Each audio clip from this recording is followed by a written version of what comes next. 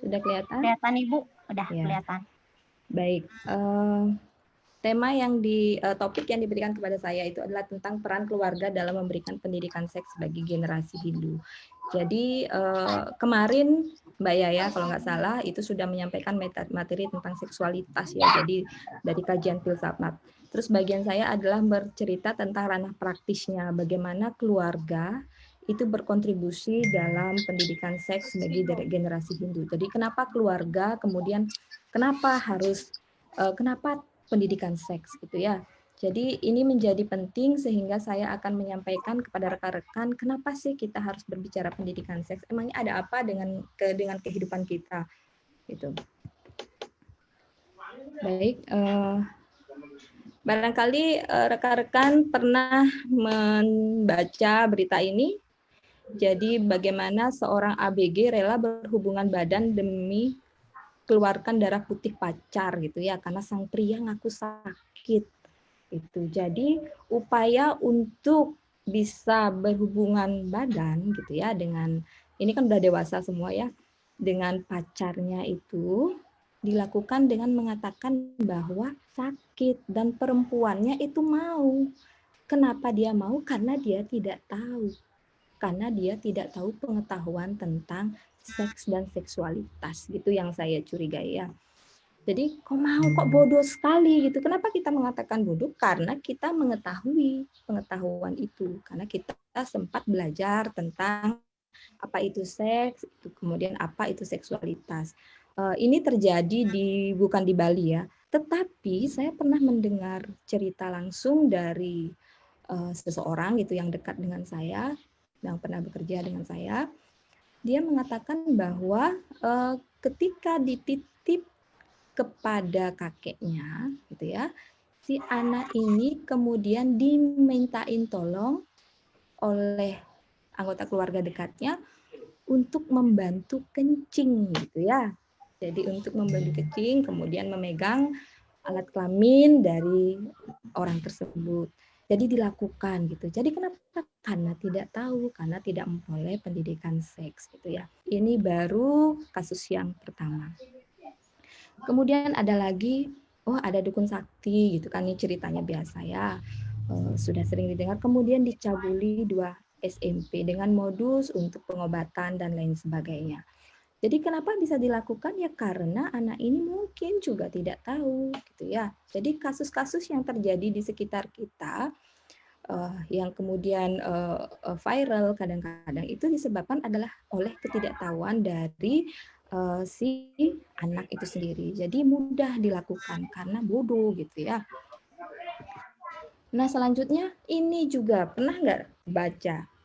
Sudah nikah, jadi si pria ini baru tahu istrinya itu adalah pria.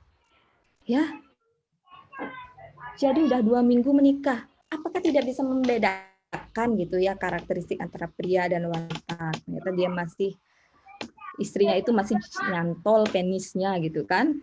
Jadi kenapa gitu ya?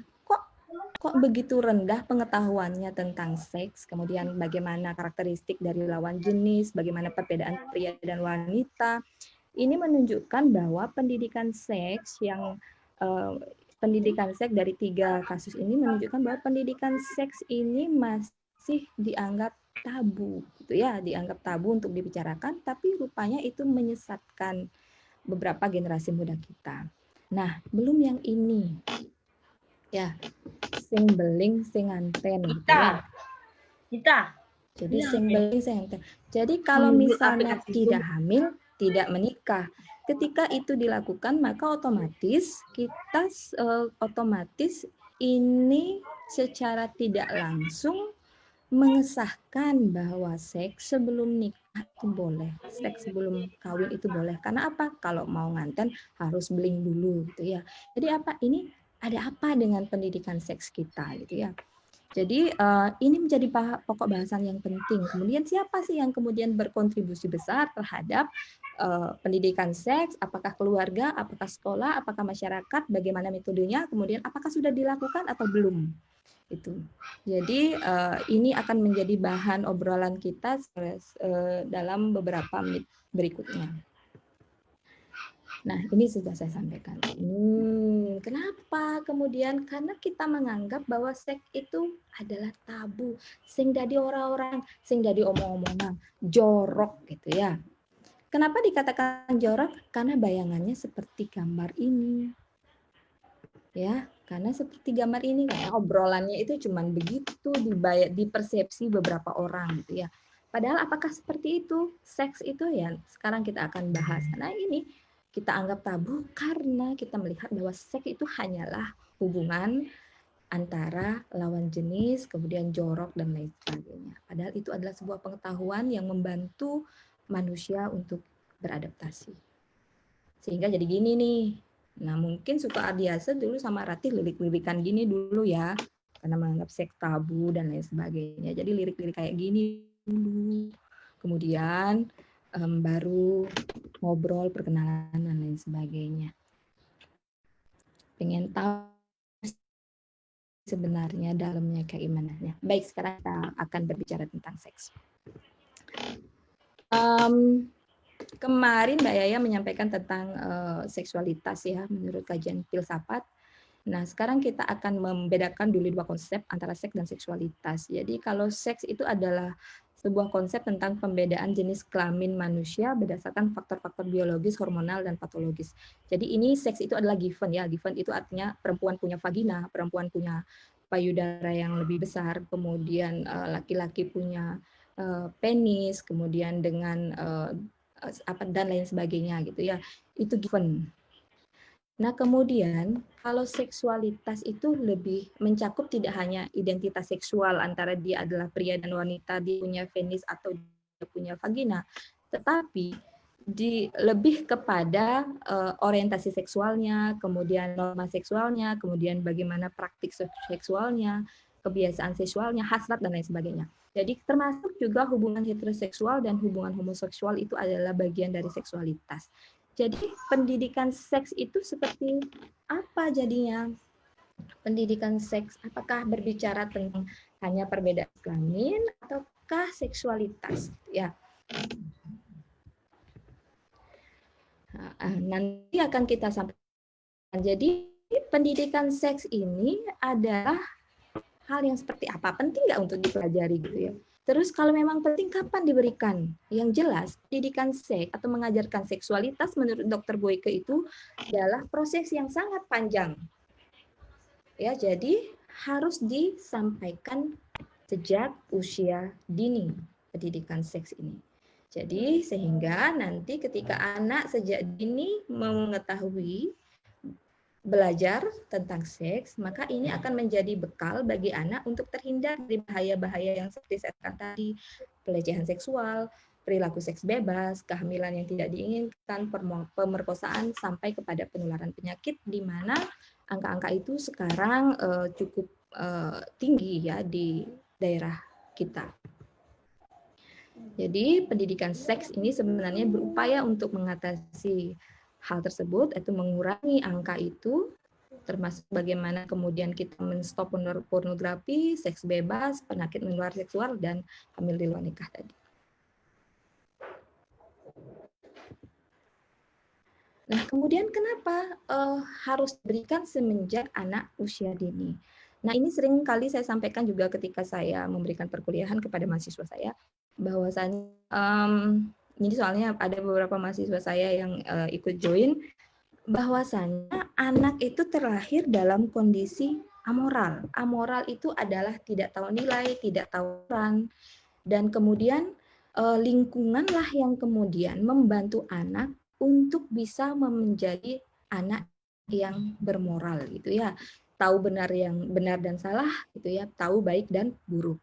Jadi ketika anak baru lahir, anak itu tidak pernah tahu, tidak malu, dia tidak malu untuk minta minta nyusu gitu ya, nyusu dari ibunya, entah itu dipeken, entah ibunya itu lagi pakai baju lengkap, kebaya, tanggul, yang maunya dia nyusu aja gitu. Dia tidak tahu aturan kalau misalnya kalau mau Mimi nyonyok itu, kalau mau Mimi menyusui, kalau minta ASI dari ibunya itu harus ada bilik ASI-nya gitu kan, tidak.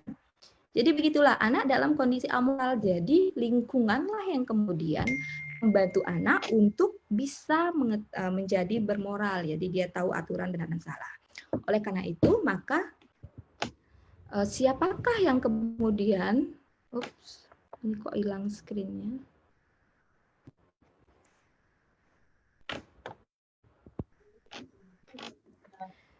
Jadi siapakah kemudian yang berkontribusi besar terhadap anak, membantu anak keluar dari kondisi itu sehingga dia bisa beradaptasi dengan lingkungannya, sehingga dia bisa survive dengan lingkungannya, maka kembali kepada keluarga. Keluarga itu adalah merupakan pendidik utama dan pertama. Utama karena dia baru lahir sudah ada dalam lingkungan keluarga, utama karena memang keluarga yang utama, kemudian pertama karena dia lahir, lingkungan pertamanya ya keluarga itu. Yang utama itu adalah bapak ibunya gitu ya. Jadi keluarga yang paling dekat. Ketika masih bayi, ketika baru lahir, keluargalah yang terdekat sehingga keluarga yang berkontribusi di dalam membantu anak beradaptasi. Sehingga pendidikan seks ini penting dilakukan oleh keluarga. Itu yang bisa saya sampaikan.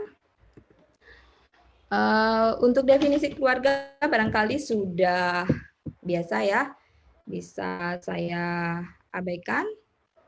Selanjutnya,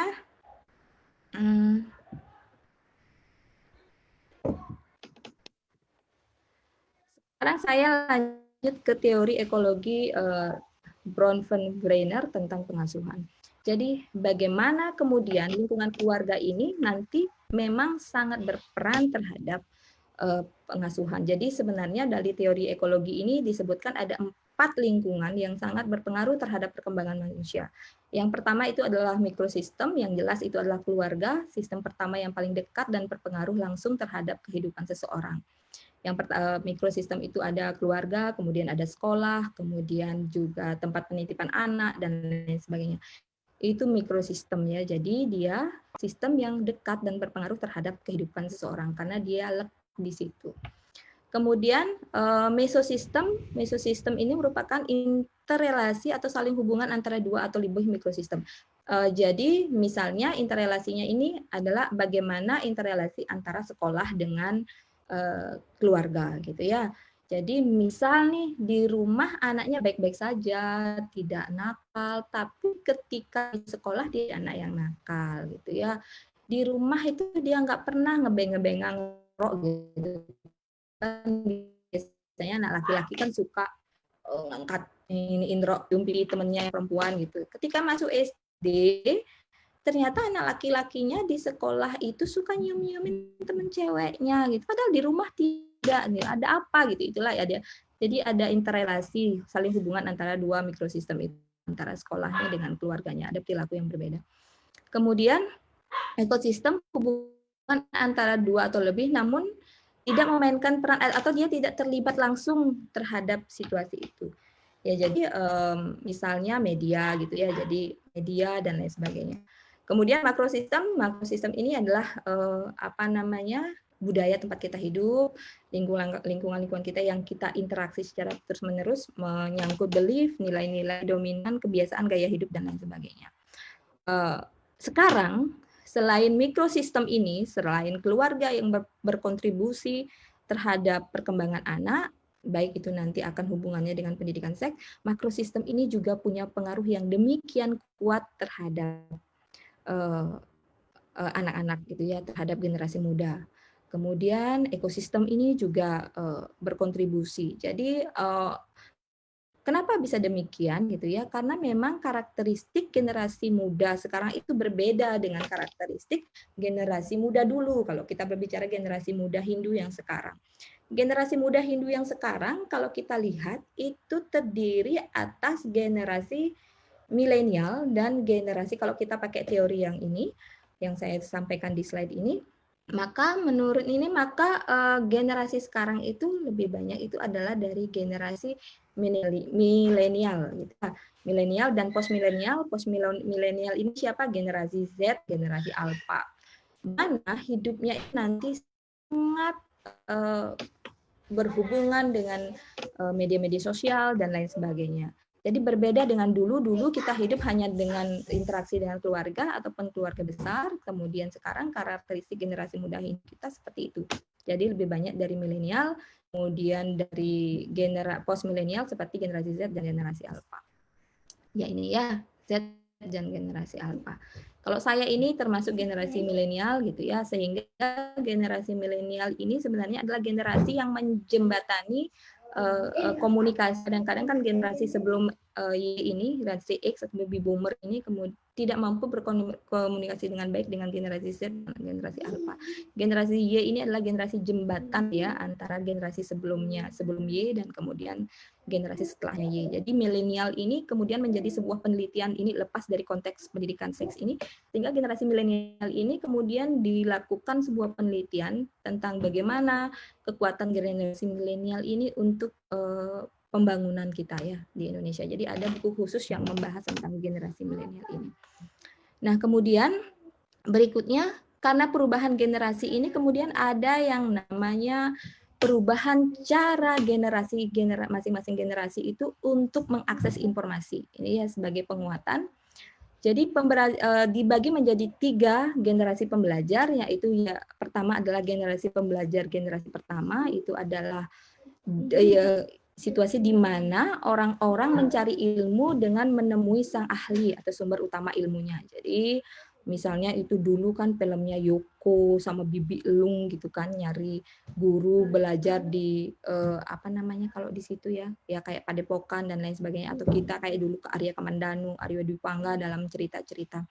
Jadi mencari ilmu dengan menemui sang ahli gitu. Karena apa? Karena memang sedikit situasinya, karena tidak ada media dan lain sebagainya. Kemudian berkembang ke pembelajar generasi kedua. Ini kok lewat ya. Ya, pembelajar generasi kedua. Jadi pembelajar generasi kedua itu adalah guru.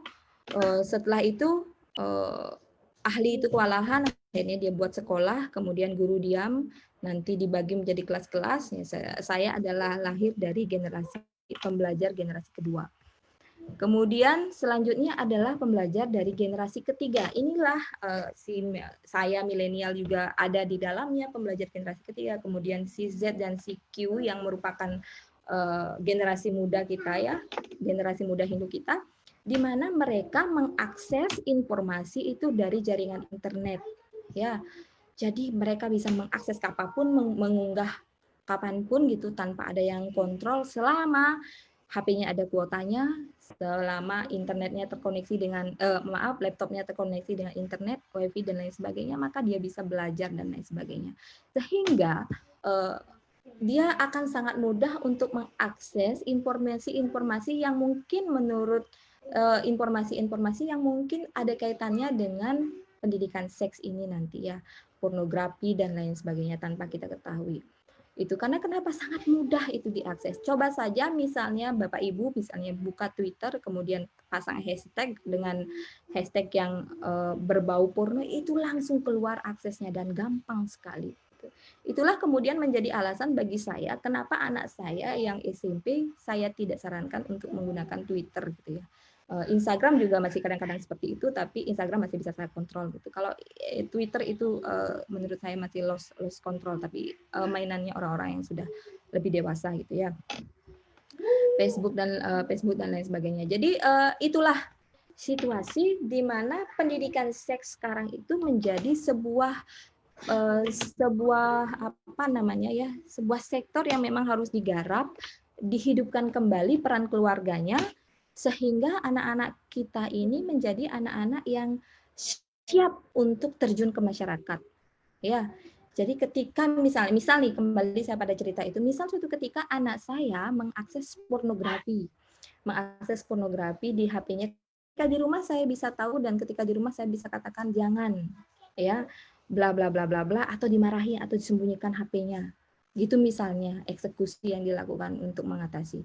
Tetapi ketika di sekolah, ya, ketika dia di sekolah, dia ketemu teman-temannya, kemudian dia melihat di HP teman-temannya, maka situasi itu pasti akan terjadi gitu ya. Jadi tidak bisa kita membatasi, karena kembali ke teori ekologi yang di atas, karena anak kita, generasi muda kita itu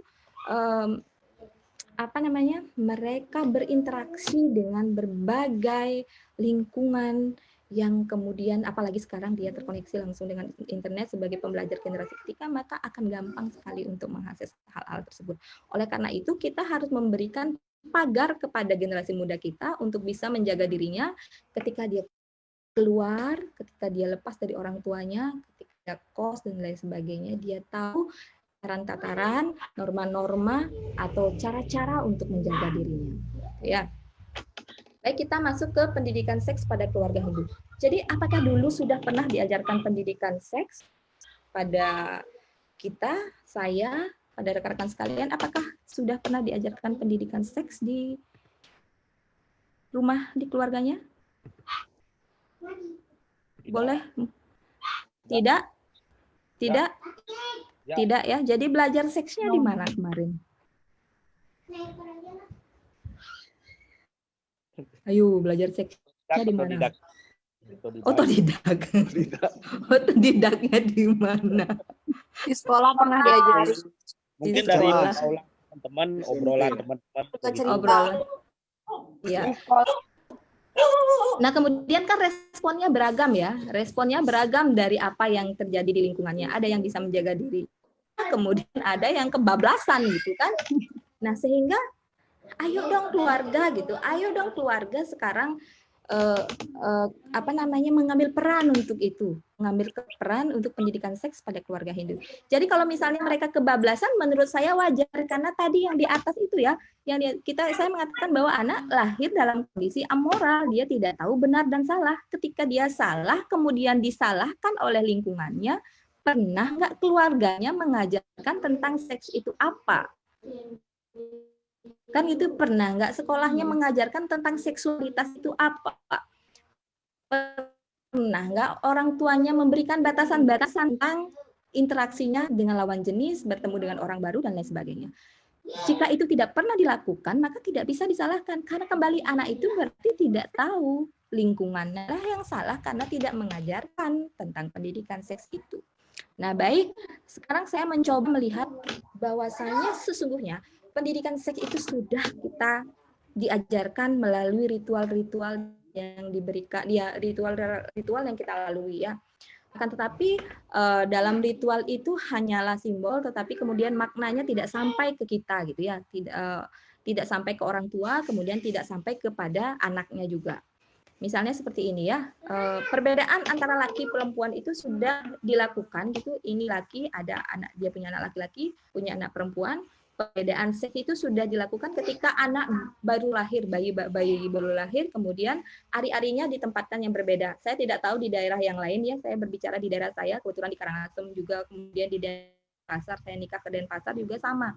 Misalnya ari-ari yang laki-laki itu ditanam di sebelah kanan, kemudian ari-ari yang perempuan itu ditanam di sebelah kiri, gitu kan. Jadi itu sudah ada pembedaan.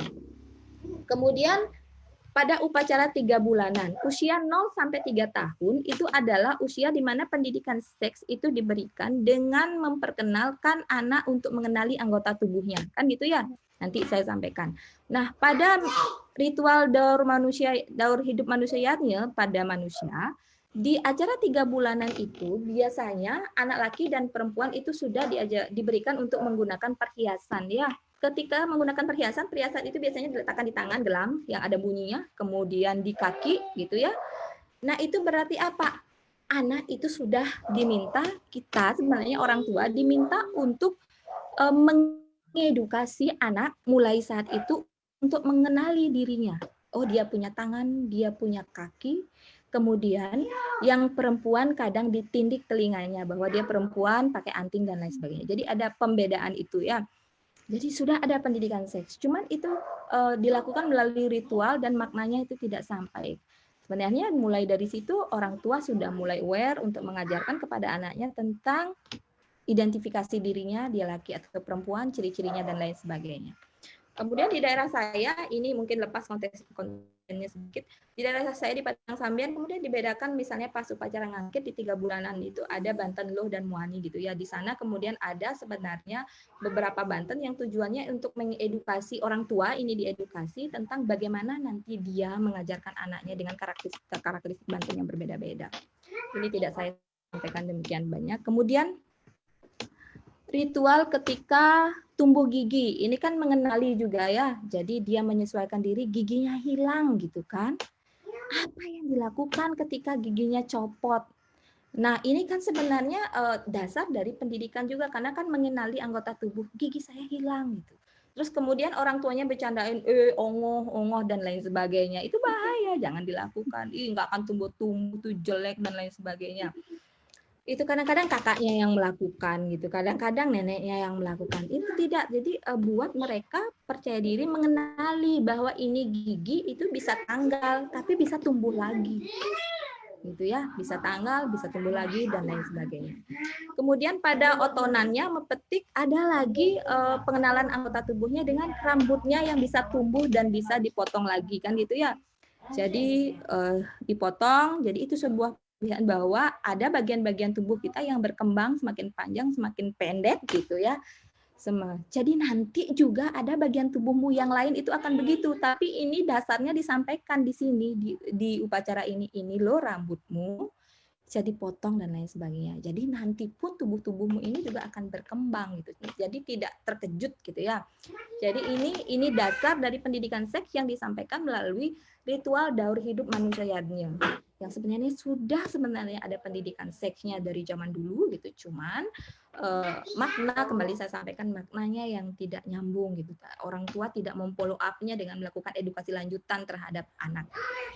Kemudian ada menek kelih ya, menek kelih. Nah, ketika menek kelih ini biasanya ditandai kenapa ada Banten menek kelih. Kenapa ada upacara menek kelih? Karena perempuannya sudah haid dan laki-lakinya sebenarnya ditandai dengan tumbuh jalukun. Sebenarnya ini alat reproduksinya sudah matang ya, sudah mulai matang gitu ya.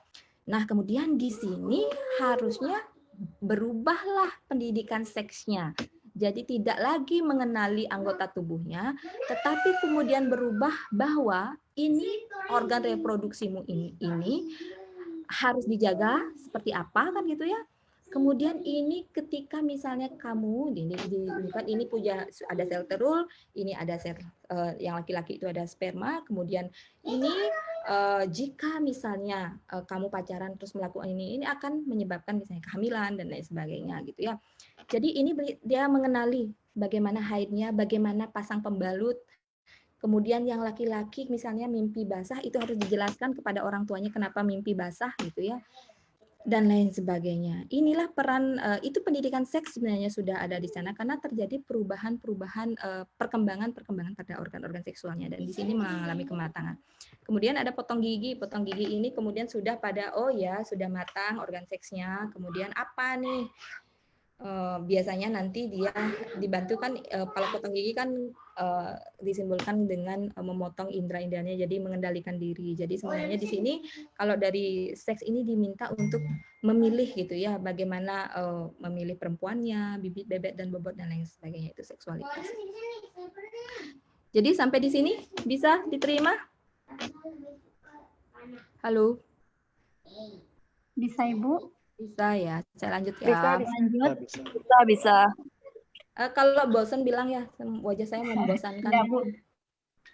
Lanjut. Ya, Bu. Nah, kemudian saya lanjutkan. Lanjutkan, Bu. Situasi seperti ini, jadi dulu seperti ini, pembelajaran pendidikan seksnya, tetapi ternyata kemudian anak-anak kita adalah anak-anak generasi muda kita adalah generasi milenial, yang kemudian juga generasi Z, generasi Alpha yang mengakses informasi itu tidak hanya dari sekolah tapi dominan dari internet, sehingga harus ada transformasi pendidikan seks dalam keluarga gitu ya. Jadi kenapa harus ada transformasi pendidikan seks seperti itu? Karena saya sampaikan tadi, anak harus bisa menangkal dirinya sendiri, harus bisa menangkal efek buruk dari media dan lingkungan yang seperti itu. Kemudian bagaimana kemudian orang transformasinya adalah dengan membangun kepercayaan antara orang tua dan anak, kemudian mendukung perkembangan dan pemahaman anak dengan mendiskusikan tentang seks. Jadi dia akan menyadari bahwa dia harus melindungi dan menghargai tubuhnya sendiri, gitu ya. Jadi siapa saja yang boleh menyentuh, kemudian bagian-bagian mana saja yang harus tidak boleh ini oleh orang lain gitu. Karena kan kadang-kadang kebiasaannya di rumah, misalnya ada orang tua yang suka sekali mukulin pantat anaknya gitu kan. Ih lucu terus ketawa. Jadi anak akan merasa bahwa memukul pantat atau memukul bokong dari orang itu nggak apa-apa, karena di rumah juga itu tidak apa-apa, ketawa-ketawa aja, malah dianggap lucu gitu. Tapi kalau itu dilakukan kemudian di luar lingkungannya, di sekolah mukul-mukulin pantat cewek, si anak laki-laki ya bermasalah. Atau misalnya di rumah anaknya suka ngambil payudara ibunya tapi tidak kemudian diedukasi, sampai di sekolah dia ngambilin payudara temannya, itu kan sudah bentuk dari apa namanya, jadi apa namanya, tidak sesuai gitu ya norma-norma yang dibangun di rumah dengan di lingkungannya. Jadi pendidikan seks itu sekarang seperti apa? Apakah pendidikan seks itu adalah hanya perbedaan jenis kelamin saja, pengenalan anggota-anggota tubuh, atau kemudian juga seksualitas gitu. Jadi pendidikan seks itu adalah pendidikan yang memang tentang pengenalan anggota-anggota tubuh dan juga seksualitas itu. Jadi kemudian bagaimana cara membaginya? Jadi dilihat dari usianya. Sebenarnya dari teori yang biasanya diacu untuk mengajarkan tentang pendidikan seks ini biasanya teori dari teori perkembangan, prioritas perkembangan dari Freud yang berbicara dari fase oral, fase anal, fase laten, valis, dan lain sebagainya. Itu. Tapi secara dini saya katakan bahwa inilah bentuk transformasinya. Jadi keluarga, apa yang dilakukan oleh keluarga untuk membangun generasi muda Hindu yang baik kalau sudah terlepas dari yang sudah lewat itu, daur hidup itu. Jadi ketika usia 0 sampai 3 tahun, anak-anak mengajarkan pendidikan seks sejak dini. Jadi ibu sebagai orang tua itu memberi tahu nama-nama dari bagian tubuhnya.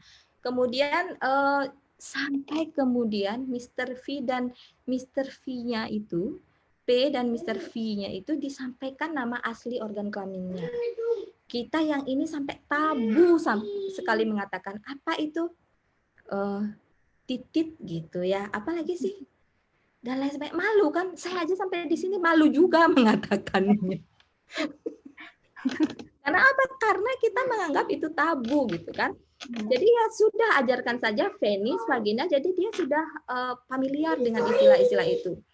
Kemudian pendidikan seks lain yang bisa kita berikan kepada anak kita adalah misalnya untuk mengenakan handuk saat keluar dari kamar mandi, kemudian memakai baju yang sesuai dengan, kalau anak laki-laki dipakein baju laki-laki, anak perempuan dipakein baju perempuan, jangan dibolak-balik nanti krisis identitas, dia laki apa perempuan, aku laki-laki kok bajuku perempuan nih, ternyata gagal juga pendidikan seksnya.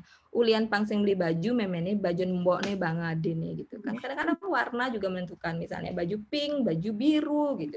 Karena apa? Karena kan lingkungan kita punya persepsi sendiri bahwa anak laki-laki seperti apa dan lain sebagainya gitu.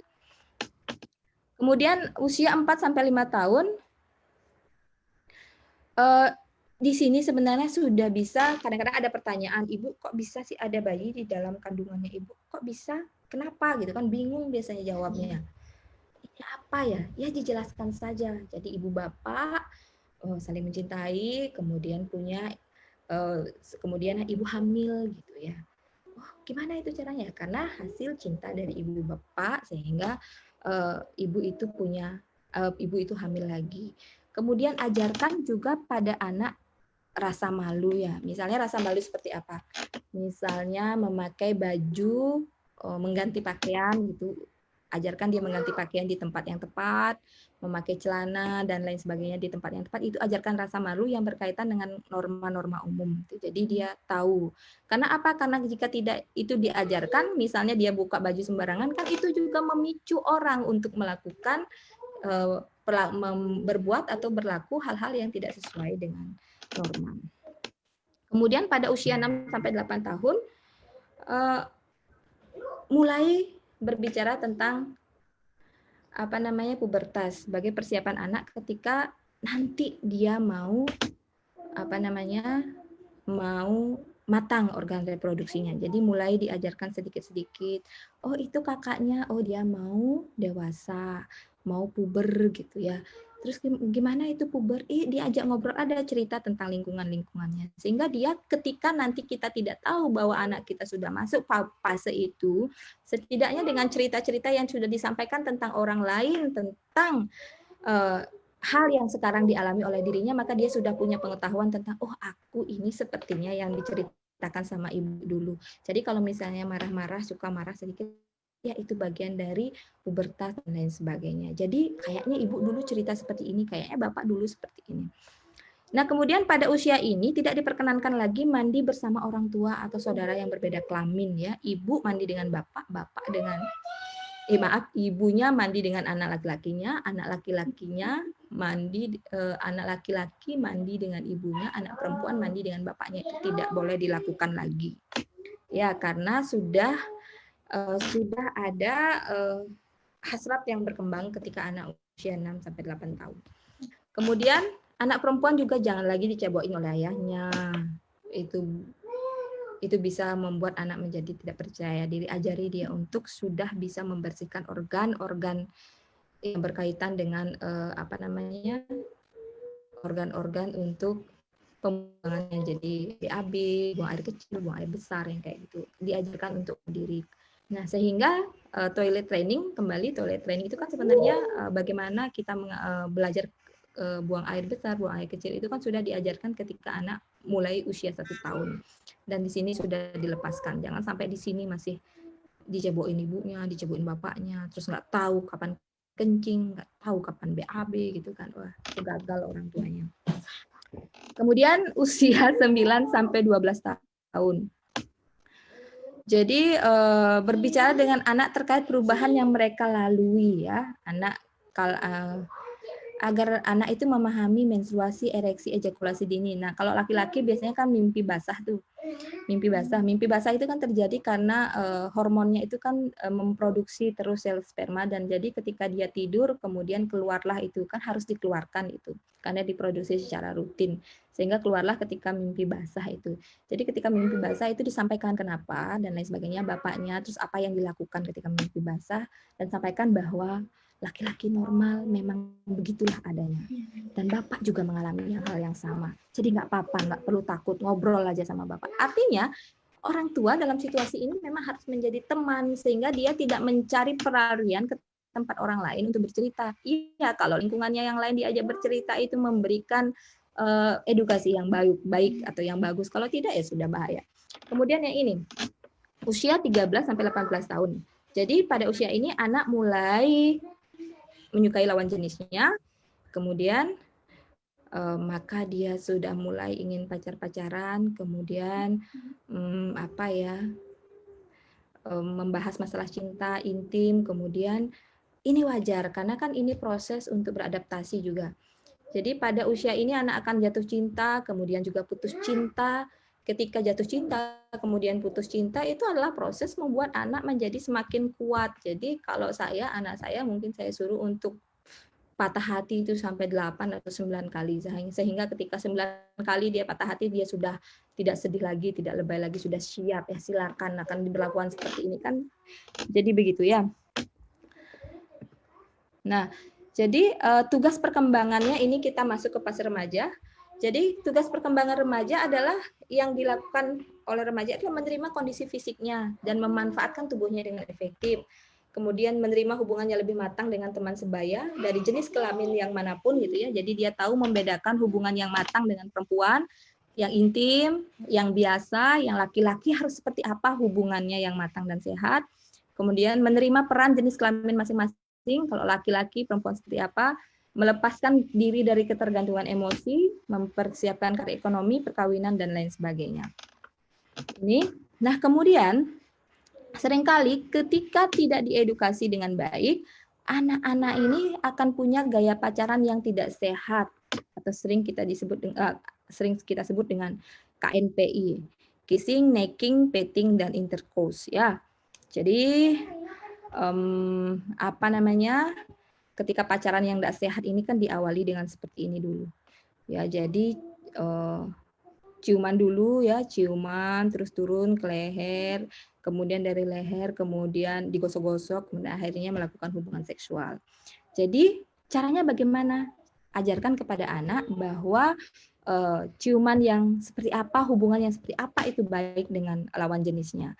Jangan sampai kemudian anak melakukan misalnya French kiss dan lain sebagainya. Itu disampaikan saja. Kenapa? Karena itu akan akan berkaitan dengan lanjutannya itu ya.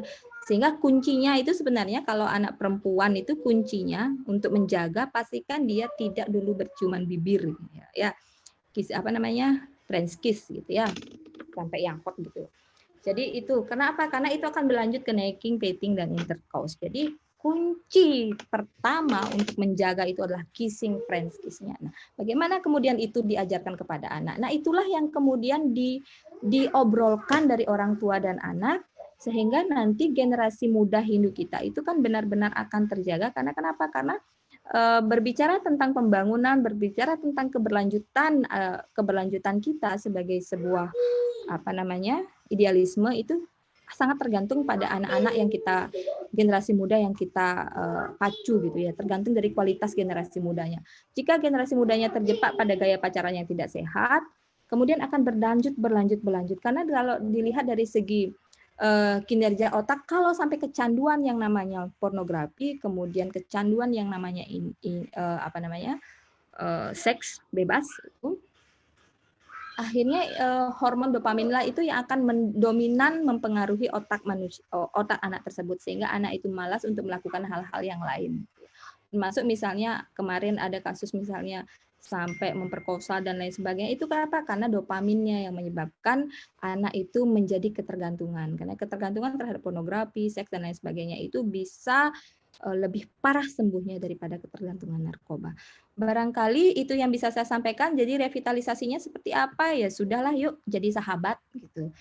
Dosen jadi sahabat mahasiswanya, kemudian orang tua jadi sahabat anaknya, lingkungan-lingkungan lainnya, guru-guru juga mengkondisikan lingkungan untuk menjadi sahabat. Tidak ada lagi cerita sekarang bahwa guru itu jauh ada di mana harus dihormati dan lain sebagainya. Nggak ada ceritanya, kita memang sudah menjadi sahabat dari anak. Jadi kita tidak ada batas lagi, nggak ada cerita-cerita kayak dulu. Nah dari ini saya ngiklan sedikit ya. Boleh Bu. Saya ngiklan sedikit. Jadi saya ini kan sebenarnya juga aktif di Yayasan Sarwi Sukina Bawantu yang menjadi mitra dari WHDI dalam ini pendidikan pranikah, kemudian pendidikan praperkawinan Hindu, pendidikan seksual. Jadi kita akhirnya tahun 2014 mendirikan yayasan, kemudian aktif untuk mengedukasi rekan-rekan remaja agar tidak salah jalur, tidak sesat, menyampaikan tentang bagaimana mencari pasangan yang tepat dan lain sebagainya. Itu kita lakukan secara reguler dan untuk hari Sabtu besok itu kita punya kegiatan yang mungkin ingin serius ini yang muda-muda, yang remaja-remaja, kemudian atau yang sudah menikah punya masalah gitu, join kita akan bicara bagaimana kemudian bagaimana membangun hubungan yang baik di hari Sabtu tanggal 6 Juni bersama Bapak Ngurah Wijaya. Baik, itu terima kasih, cukup. Semoga bermanfaat ya. Pastinya Bu. Oke, baik, terima kasih sekali Bu Kadek Prima. Kemudian tadi dengan materinya yang sangat menarik sekali tentunya, yaitu tentang pentingnya peran keluarga dalam memberikan pendidikan seks bagi generasi Hindu ya Bu ya. Jadi mungkin di sini intinya bisa saya simpulkan tadi bahwa sebenarnya sangat penting sekali peran keluarga, tentunya keluarga inti gitu, bukan hanya saja memperkenalkan perbedaan biologis atau anggota tubuh, tapi seharusnya ada keterbukaan ya Bu, intinya ada keterbukaan antara keluarga inti, baik orang tua dengan anaknya gitu, untuk bisa memperkenalkan seharusnya pendidikan seks itu sendiri. Jadi orang tua seharusnya mungkin menurut saya orang tualah yang di sini yang memiliki peran penting gitu. Jangan orang tualah yang menganggap tabu hal tersebut mengenai pendidikan seks ini. Itu mungkin Bu ya. Jadi apabila orang tua yang menganggap tabu kemudian menganggap tidak penting ya, jangan salahkan apabila nantinya anak-anak kita ya terjun pada kegiatan-kegiatan ataukah misalkan dengan perbuatan-perbuatan yang memang tidak sesuai dengan ajaran agama tentunya. Ya Bu, terima kasih, sangat menarik sekali Bu. Kemudian di sini bisa kita diskusikan Bu ya, karena sangat banyak pertanyaan yang masuk, itu Bu. Jadi yang pertama mungkin saya bacakan saja Ibu. Ini ada pertanyaan dari Gede Agus Siswadi Ibu. Mohon maaf Ibu, izin bertanya. Sebenarnya yang teringat dengan kata-kata yang menyatakan bahwa didiklah anakmu sesuai dengan zamannya, bukan pada zamanmu. Karena anakmu lahir pada zamannya, bukan lahir pada zamanmu. Jadi di sini bagaimana menurut pendapat Ibu terkait dengan hal tersebut? Silakan Ibu. Ya baik, terima kasih. Halo Agus, nih Agus mahasiswa saya nih selalu rajin ikut webinar di mana-mana, nih sangat produktif juga menulis nih generasi muda Hindu yang teladan ini ya, menginspirasi rekan-rekan yang lain. Iya memang anak itu harus dididik sesuai zamannya. Karena apa? Karena dia akan hidup di zamannya, tidak ke zaman kita gitu kan. Dia penting mengetahui bagaimana pola pendidikan di zaman-zaman sebelumnya, tetapi dia harus dididik sesuai dengan kebutuhan di zamannya karena dia akan hidup di zaman itu. Jadi dia ajari tentang bagaimana beradaptasi dengan itu. Misalnya kalau sekarang nih belajar tentang teknologi ya, teknologi itu kan HP gitu kan. Bagaimana anak memang hidup di seperti itu, HP, gadget itu memang menjadi bagian dari kehidupan anak-anak kita. Jadi kita didik dia untuk bagaimana bijak menggunakan gadgetnya, gitu ya. Karena seringkali misalnya nanti dia bisa mengakses apapun dari gadget itu. Ya, jadi kita ajari dia untuk bijak. Jadi jika dikaitkan dengan pendidikan seks ya memang makanya saya sampaikan harus direvitalisasi pendidikan seks kita ya. Jadi direvitalisasi, ditransformasi bentuknya dengan menjadi seperti apa? Orang tualah, keluargalah yang harus mengambil peran penting dalam edukasi pendidikan seks anaknya gitu. Jadi seperti apa? Jadilah sebagai sahabat anak. Janganlah malu untuk menyampaikan hal-hal yang memang akan berkontribusi terhadap bagaimana anak itu beradaptasi terhadap lingkungannya. Itu mungkin Ratih. Oh iya Bu, mungkin kan sering mungkin didengar Bu ya, ada yang mengatakan bahwa misalnya dijadikan sebuah perbedaan mungkin Bu ya di keluarga. Contohnya misalnya dulu Bapak kalau ke kampus gitu naik sepeda atau jalan kaki, sedangkan sekarang gitu mungkin Bu ya, sekarang kalian sudah bawa gini tetapi masih manja gitu mungkin ya Bu, dibeda-bedakan seperti itu mungkin. Jadi kemudian dulu nggak ada handphone yang menghabiskan banyak itu misalnya pulsa dan sebagainya, tetapi sekarang malah memanjakan anak. Mungkin pertanyaan-pertanyaan yang seperti itu mungkin Bu ya, sehingga kadang-kadang anak-anak itu juga merasa ngelawan. Dia kenapa? Iya, apaan sih dia ngelawan? Kenapa? Karena ini loh zaman saya udah nggak bawa sepeda gitu. Kenapa saya harus dibedakan dengan yang itu? Jadi dia malah ngelawan. Mungkin dengan sistem atau cara pendidikan yang seperti itu yang mungkin kurang baik ya Bu ya, yang membeda-bedakan. Jadi memang orang tua itu harus terdepan mau enggak mau ya, orang tua itu harus lebih dulu tahu. Misalnya sekarang saya sebagai orang tua dengan kondisi anak saya yang lebih canggih sebenarnya dari saya untuk menggunakan handphone. Canggih sekali. Tapi apa yang saya lakukan? Saya belajar. Kemudian saya sempat bingung kemarin sampai dia itu nggak bisa dikasih tahu main game itu Mobile Legend, apalagi PUBG, Free Fire gitu. Apa yang saya lakukan sampai capek ngajarin akhirnya ada aplikasi yang bisa membantu, misalnya Google Family Link yang bisa membantu aturan berapa jam harus dia bisa main. Kalau misalnya nggak bisa dikasih tahu, langsung matiin aja HP-nya dari HP kita gitu kan. Jadi teknologi juga harus dipelajari untuk membantu kita memahami bagaimana anak kita gitu. Jadi orang tua bagaimana upgrade dirinya juga untuk bisa mengedukasi anak sesuai dengan situasi zamannya. Mungkin itu ya dari Agus. Kemudian Ibu ada pertanyaan lagi ini dari Ayu Veronica. Om Swastiastu Ibu, izin bertanya, bagaimana Ibu menyikapi ketika menemukan kasus kehamilan anak di bawah umur? Baik, terima kasih. Gimana ya? Saya ini cerita lain sedikit. Saya pernah mengikuti diskusi tentang kehamilan anak di bawah umur. Kemudian bertemu dengan Ibu Sita yang seorang peneliti dari Belanda, mungkin rekan-rekan ada yang sudah tahu,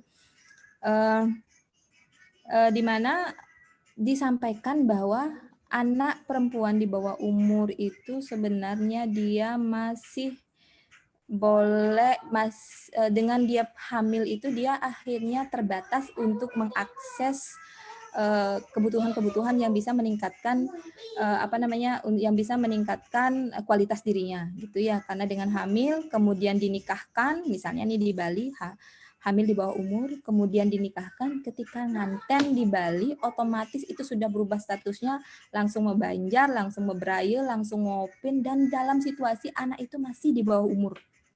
Dia tidak tahu bagaimana proses beradaptasi. Sehingga waktu itu disarankan untuk mengizinkan yang namanya aborsi.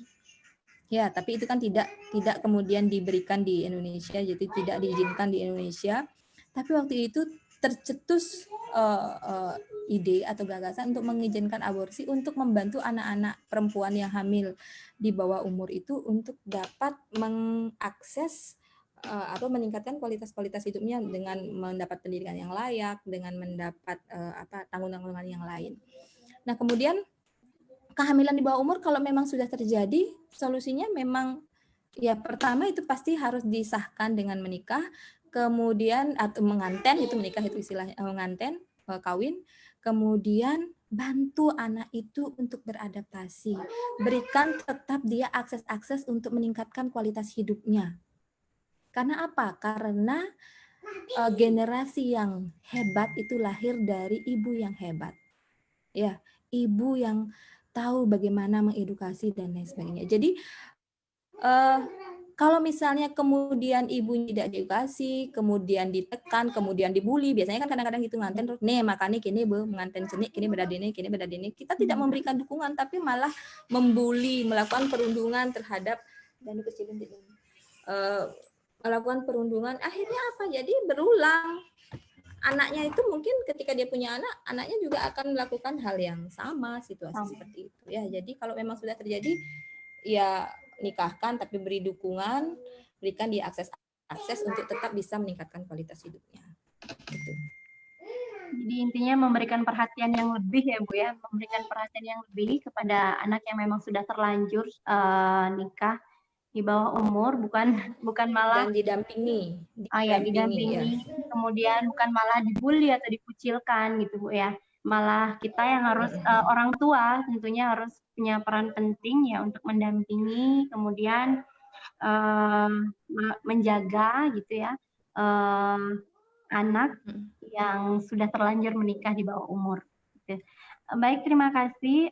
Mungkin itu jawabannya ya, Ayu Veronica. Kemudian Ibu, ini masih banyak pertanyaan lagi. Mungkin waktunya masih. Kemudian ada masuk di private chatnya ini. Boleh saya baca nggak, Rati? Oh, boleh Ibu, silakan. Halo. Silakan Ibu. Halo. Boleh.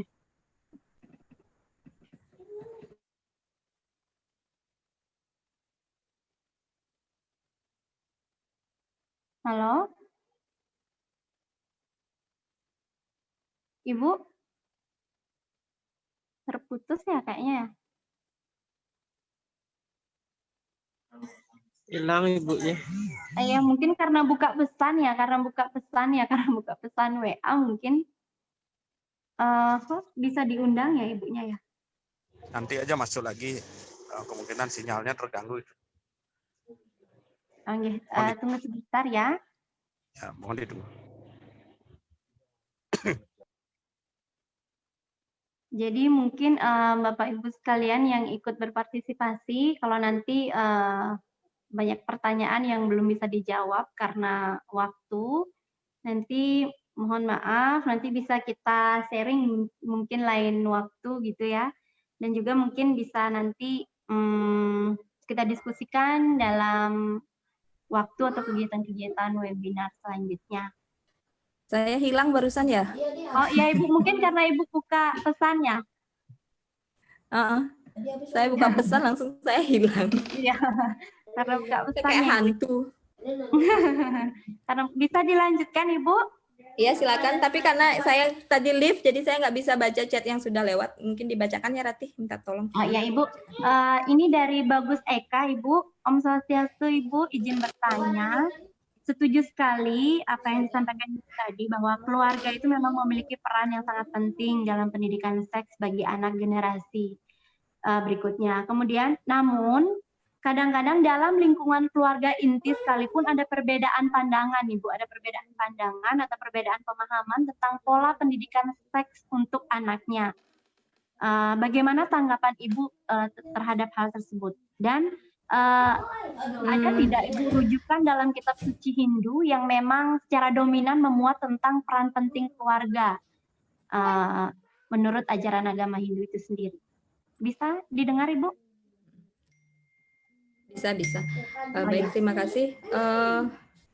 Kalau dalam kitab suci itu kan biasanya di Niti Sastra ya, bagaimana mengasuh dari segi tingkat usianya. Jadi usia seperti ini diperlakukan seperti raja dan lain sebagainya. Itu bisa dijadikan sebagai acuan dasar. Akan tetapi tetap kita harus melihat bagaimana perkembangan zaman. Ya, perkembangan zaman, bagaimana lingkungan. Jadi itu tidak bisa dijadikan sebagai satu-satu acuan baku, karena tadi kan juga saya sudah sampaikan perkembangan anak itu kan dalam teori ekologi itu kan ada 4 hal yang mempengaruhi ya, budayanya, kemudian mikrosistemnya, mesosistem, ekosistem, dan kemudian kronosistemnya. Jadi budaya memang mempengaruhinya, bagaimana agama-agama dan lain sebagainya, nilai-nilai. Jadi kita mengasuh anak dalam sastra Hindu pasti kita mengacu pada sastra Hindu, tapi lihat juga bagaimana konteks zamannya. Jadi pengasuhan yang akan kita lakukan sekarang utamanya dalam pendidikan seks ini adalah tidak murni sebenarnya dari sastra, tapi sastra itu menjadi dasar, sastra Hindu, kemudian menjadi sebuah model baru pengasuhan dengan ketika pengasuhan itu dilakukan pada situasi sekarang ini. Mungkin itu sudah menjawab? Tadi terlewat sedikit. Ya, Ibu, terima kasih. Kemudian Ibu, ini pertanyaan yang tadi mungkin Ibu menyampaikan bahwa bagaimana menjadikan orang tua sebagai sahabat, bisa saja dosen gitu Bu ya, dosen dia dianggap sebagai sahabat. Ini ada pertanyaan dari Made Mudiasa, Ibu. Apakah tidak berbahaya jika kita menjadi sahabat, misal contoh dosen dengan mahasiswa atau guru dengan muridnya? Bagaimana menurut pendapat Ibu? Sahabat ya, jadi sahabat itu kan teman ya. Jadi kalau bahayanya apa? Saya melihatnya dalam konteks saya sebagai sahabat itu kalau nggak berlebihan gitu ya nggak apa-apa. Saya dengan mahasiswa saya mungkin sampai sekarang itu chat hal-hal yang menurut saya nggak penting diobrolin, bukan obrolan perkuliahan. Jadi saya punya grup khusus yang kita cuma curcol hal-hal yang kayak mereka bilang, "Ibu, aku sama pacarku putus loh." Iya ya, kenapa putus? Ya dia cerita, kok bisa nggak kayak pacarmu baik deh? Dia cerita, ya udahlah, tinggalin aja. Seringkali mahasiswa itu membutuhkan teman yang memang bisa memberikan pandangan yang lebih objektif. Dosen itu kan biasanya dia sudah punya pengalaman yang lebih luas, guru-guru itu punya pengalaman yang lebih luas gitu, sehingga bisa memberikan masukan, bisa memberi bimbingan yang memang lebih objektif, lebih bermanfaat mungkin bagi si peserta didiknya. Karena kenapa? Kadang-kadang juga orang tua di rumahnya ada yang orang tuanya yang broken home, tidak punya figur ayah, tidak punya figur ibu gitu kan. Anak itu kan dalam situasi dia tidak paham kenapa hidupnya seperti itu. Dia tidak memilih hidup seperti itu. Jadi ada orang lain, ada orang dewasa lain yang punya figur otoritas yang bisa membantu dia untuk memahami tentang jalan hidupnya. Jadi yang penting jangan kebablasan aja. Makanya sebenarnya guru dan dosen itu kan jabatan profesional ya. Jadi kalau mau jadi guru, jadi dosen itu kan ada 4 kompetensi yang harus dimiliki. Ada sosial, pedagogi, profesional, dan kepribadian gitu ya. Jadi kalau sudah 4 kompetensi itu dimiliki oleh guru sama dosen, ya saya yakin dia pasti akan mengetahui batasan-batasan seperti apa bergaul dengan peserta didiknya, walaupun sudah seperti sahabat atau temannya sendiri. Ya. Ya, itu mungkin sudah. Yang bertanya Pak Made bisa diterima. Ya, Made Mudiasa. Jadi intinya Ibu, bagaimana kita bisa memposisikan diri gitu ya, pada saat kapan kita menjadi sahabat, pada saat kapan kita menjadi dosen gitu ya. Kemudian pada saat apa kita menjadi guru, kemudian bagaimana kita menjadi teman gitu Bu ya. Jangan sampai nanti misalnya kalau di kelas ya hubungan dosen dengan mahasiswa gitu. Misalnya kalau di luar kelas bolehlah say hello biasa gitu Bu ya. Apalagi curhat-curhat seperti yang Ibu katakan tadi mungkin seru juga Bu ya.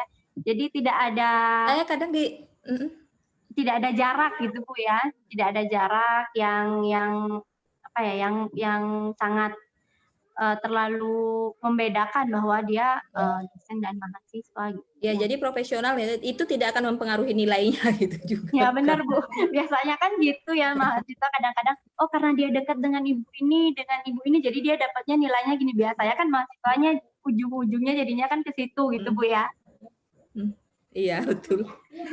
Jadi maksudnya biasanya kayak gitu. Jadi karena dia dekat dengan ibu prima, pantas lah kalau mata kuliah ibu prima dia dapat nilainya A. Kalau saya kan jarang curhat, jadi saya dapatnya C misalnya Bu ya. Ya itu persepsi ya. Yang persepsi. Kasus.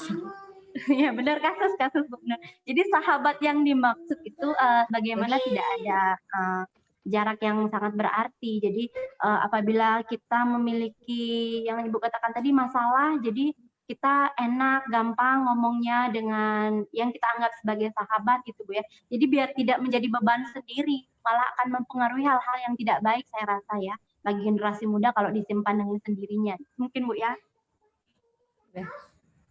Oke.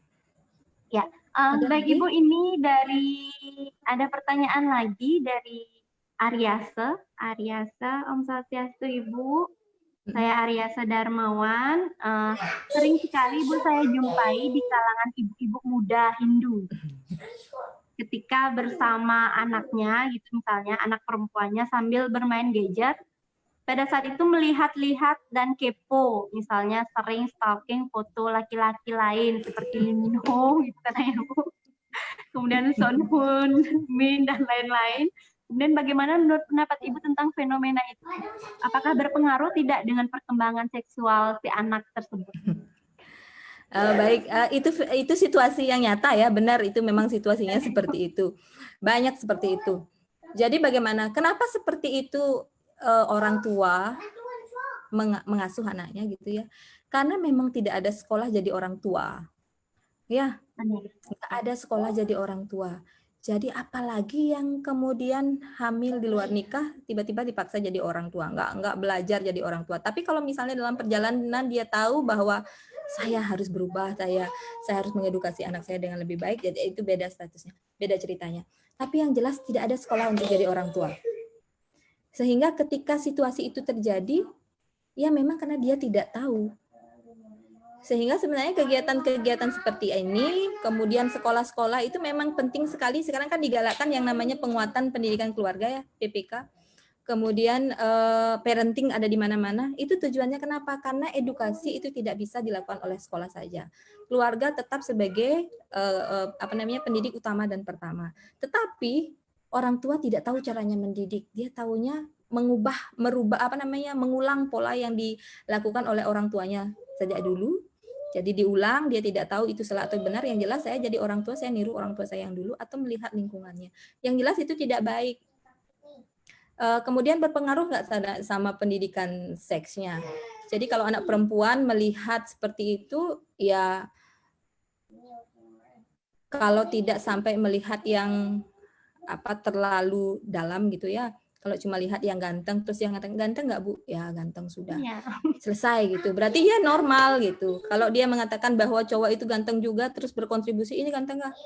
Jelek Bu, dan lain sebagainya. Syukurlah anaknya itu normal. Itu berkontribusi juga terhadap pendidikan seks. Jadi dia tahu orientasi seksual yang berbeda gitu ya. Jadi dia tahu bahwa lelaki itu ganteng. Kan bahaya kalau misalnya lihatnya ibu-ibu, cantik banget, suka. Tanda tanya juga. Ini anak ini bener atau enggak gitu kok. Ketertarikannya berlebihan terhadap jenis kelamin yang sama gitu. Jadi ya nggak apa-apa, yang penting jangan melihat yang terlalu dalam gitu, melebihi jalur. Kalau cuma gambar-gambarnya aja nggak apa-apa, tapi jangan juga terus melihat itu. Ingat, mengasuh anak itu adalah yang utama, pendidikan anak adalah yang utama, bukan gadget yang utama, bukan mengasuh gadget yang utama. Baik, sudah Ya, terima kasih Bu. Yang intinya jangan keseringan ngajak anak-anak gitu ya Bu ya. Itu aja waktunya. Ya, masih bisa Ibu? Masih ada pertanyaan? Boleh. Ini ada yang masuk ke WA saya. Boleh nggak? Nanti nggak gini lagi Bu. Kalau buka pesan nggak ngilang lagi. Oh nggak, udah. Oh ya, bisa. Boleh Ibu, Baik. silakan. Ini ada keluarga broken home. Jadi dia tidak punya siapa yang mengajarkan pendidikan seks sejak dini, karena apabila kondisi ini terjadi pada sang anak cenderung hal negatif karena tidak ada yang mengingatkan. Ya itu, jadi kan kita kan berbicara keluarga ideal. Jadi kalau berbicara tentang broken home berbeda lagi memang siapa yang mengajarkan. Jadi ada yang memang belajar dia dari lingkungan sekolahnya, ya kan itu mikrosistem itu kan ada sekolah, ada teman sebaya, kemudian juga bisa jadi dari pendidikan seks dari keluarga besarnya gitu. Tapi secara spesifik dia tidak akan belajar itu secara serius karena dia belajar dari lingkungannya, kayak tadi itu dikatakan otodidak, jadi dia tidak sadar dia belajar tentang hal tersebut. Kemudian memang berat, memang beda situasinya anak broken home. Makanya diperlukan pendampingan, diperlukan lingkungan yang lebih sehat untuk anak ini. Karena saya sampaikan tadi, itu adalah kondisi ideal, ada bapak ibunya dengan ini yang lengkap. Kalau broken home ya bisa dilakukan oleh neneknya atau kakeknya atau pamannya atau bibinya, orang-orang yang aware lah dengan dirinya, gitu ya. Itu dari Terima kasih. Ini Bu. ada lagi bagaimana? Ya Bu, menarik sekali dari Krishna Yogiswari, Bu. Om Swastiastu, Ibu narasumber. Saya bertanya tentang sing nganten sing beling, yang saat ini seperti hal yang tidak jarang juga, bahwa kehamilan ini merupakan persyarat sebelum melakukan perkawinan. Nah, hal tersebut berdampak juga pada pembiaran perilaku seks pranikah. Jadi bagaimana tanggapan Ibu tentang hal ini? Dan terlebih lagi rasanya ini cukup mereduksi perempuan pada fungsinya untuk melahirkan. Yang jelas saya tidak setuju dengan wacana sing beling sing nganten. Emang perempuan tuh uji coba. Terus kalau misalnya nggak beling-beling kemudian nggak dinikahin. Terus apa kabar yang perempuan? Jadi nggak usah. Tapi memang begitu jadi memang harus ada situasi yang dimana kita memang harus kuat, tidak mau melakukannya gitu. Jangan mau itu sebagai perempuan. Jadi kita sendiri yang melakukan untuk membatasi diri. Jadi memang kalau itu sudah menjadi sebuah kebenaran baru karena disepakati oleh masyarakat banyak kan gitu ya. Orang tua atau mertua itu kadang lebih malu kalau misalnya menantunya itu nggak punya cucu kan gitu kan. Iya.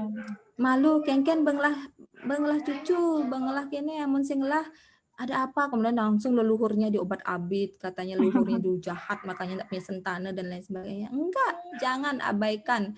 Kadang-kadang itu salah satu bentuk kekerasan lelaki terhadap perempuan untuk bisa melakukan hubungan seksual. Itu juga cara lelaki untuk mengikat perempuan agar mau melakukan apa yang dia harapkan. Itu maaf ya yang pria ini.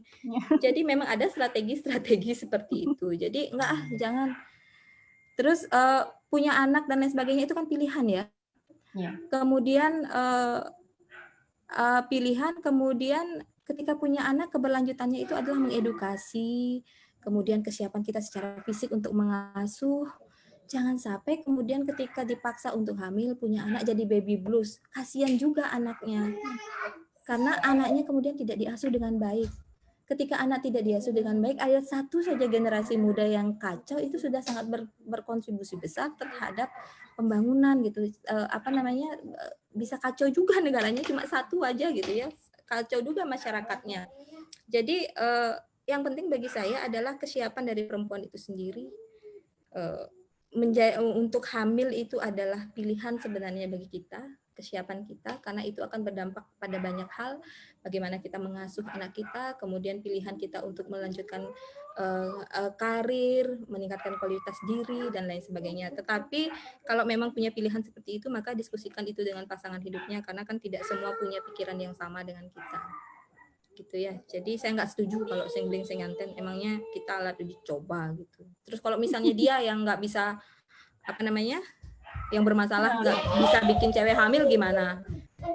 Kan nggak apa-apa, dia bisa uji coba terus kemana-mana kan. Yang perempuan ditinggal aja, kasihan. Jangan abaikan. Yang laki-laki di sini pasti nggak ada yang begitu, saya yakin. Baik-baik semua generasi mudanya. Maaf ya para lelaki yang hadir pada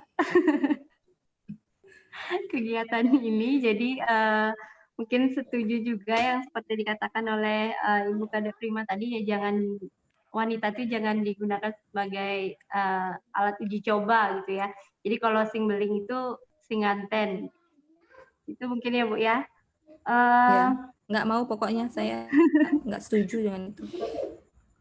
Tak setuju Bu, sama sependapat Bu, tak setuju. Mungkin para wanita juga yang hadir di sini mungkin juga tidak setuju ya. Jangan mau dibohongin. Ya. Jangan mau dibohongin. Benar Bu, setuju Bu. Halo. Oke Ibu, di sini mungkin ada pertanyaan juga dari Nengah. Dari Ya. Ibu, mohon izin bertanya. Sudah Ibu, mohon izin bertanya. Saat ini pendidikan seks di rumah dan sekolah sudah bagus. Tapi liberalisme media cetak dan elektronik sangat kontraproduktif dengan apa yang sudah dilakukan oleh orang tua dan guru. Contohnya, media secara bebas menyajikan berita atau opini, bahkan cerita fiksi yang mengarahkan ke seks yang tidak sehat. Misalnya berita tentang perceraian, perselingkuhan, disfungsi, orientasi seks, KDRT, dan lain sebagainya. Bagaimana menurut pendapat Ibu? Apa ya namanya? Ya, media memang berperan besar terhadap perilaku ya. Makanya tadi media pun termasuk salah satu dari mikrosistemnya pengasuhan dari perkembangan anak ya. Kalau saya sendiri di rumah, saya batasi tontonan televisi. Jadi anak saya tidak bisa mengakses berita-berita yang apa namanya, yang tidak sesuai dengan usianya. Jadi memang itu harus dilakukan. Nah, itulah bentuk dari transformasi pengasuhan.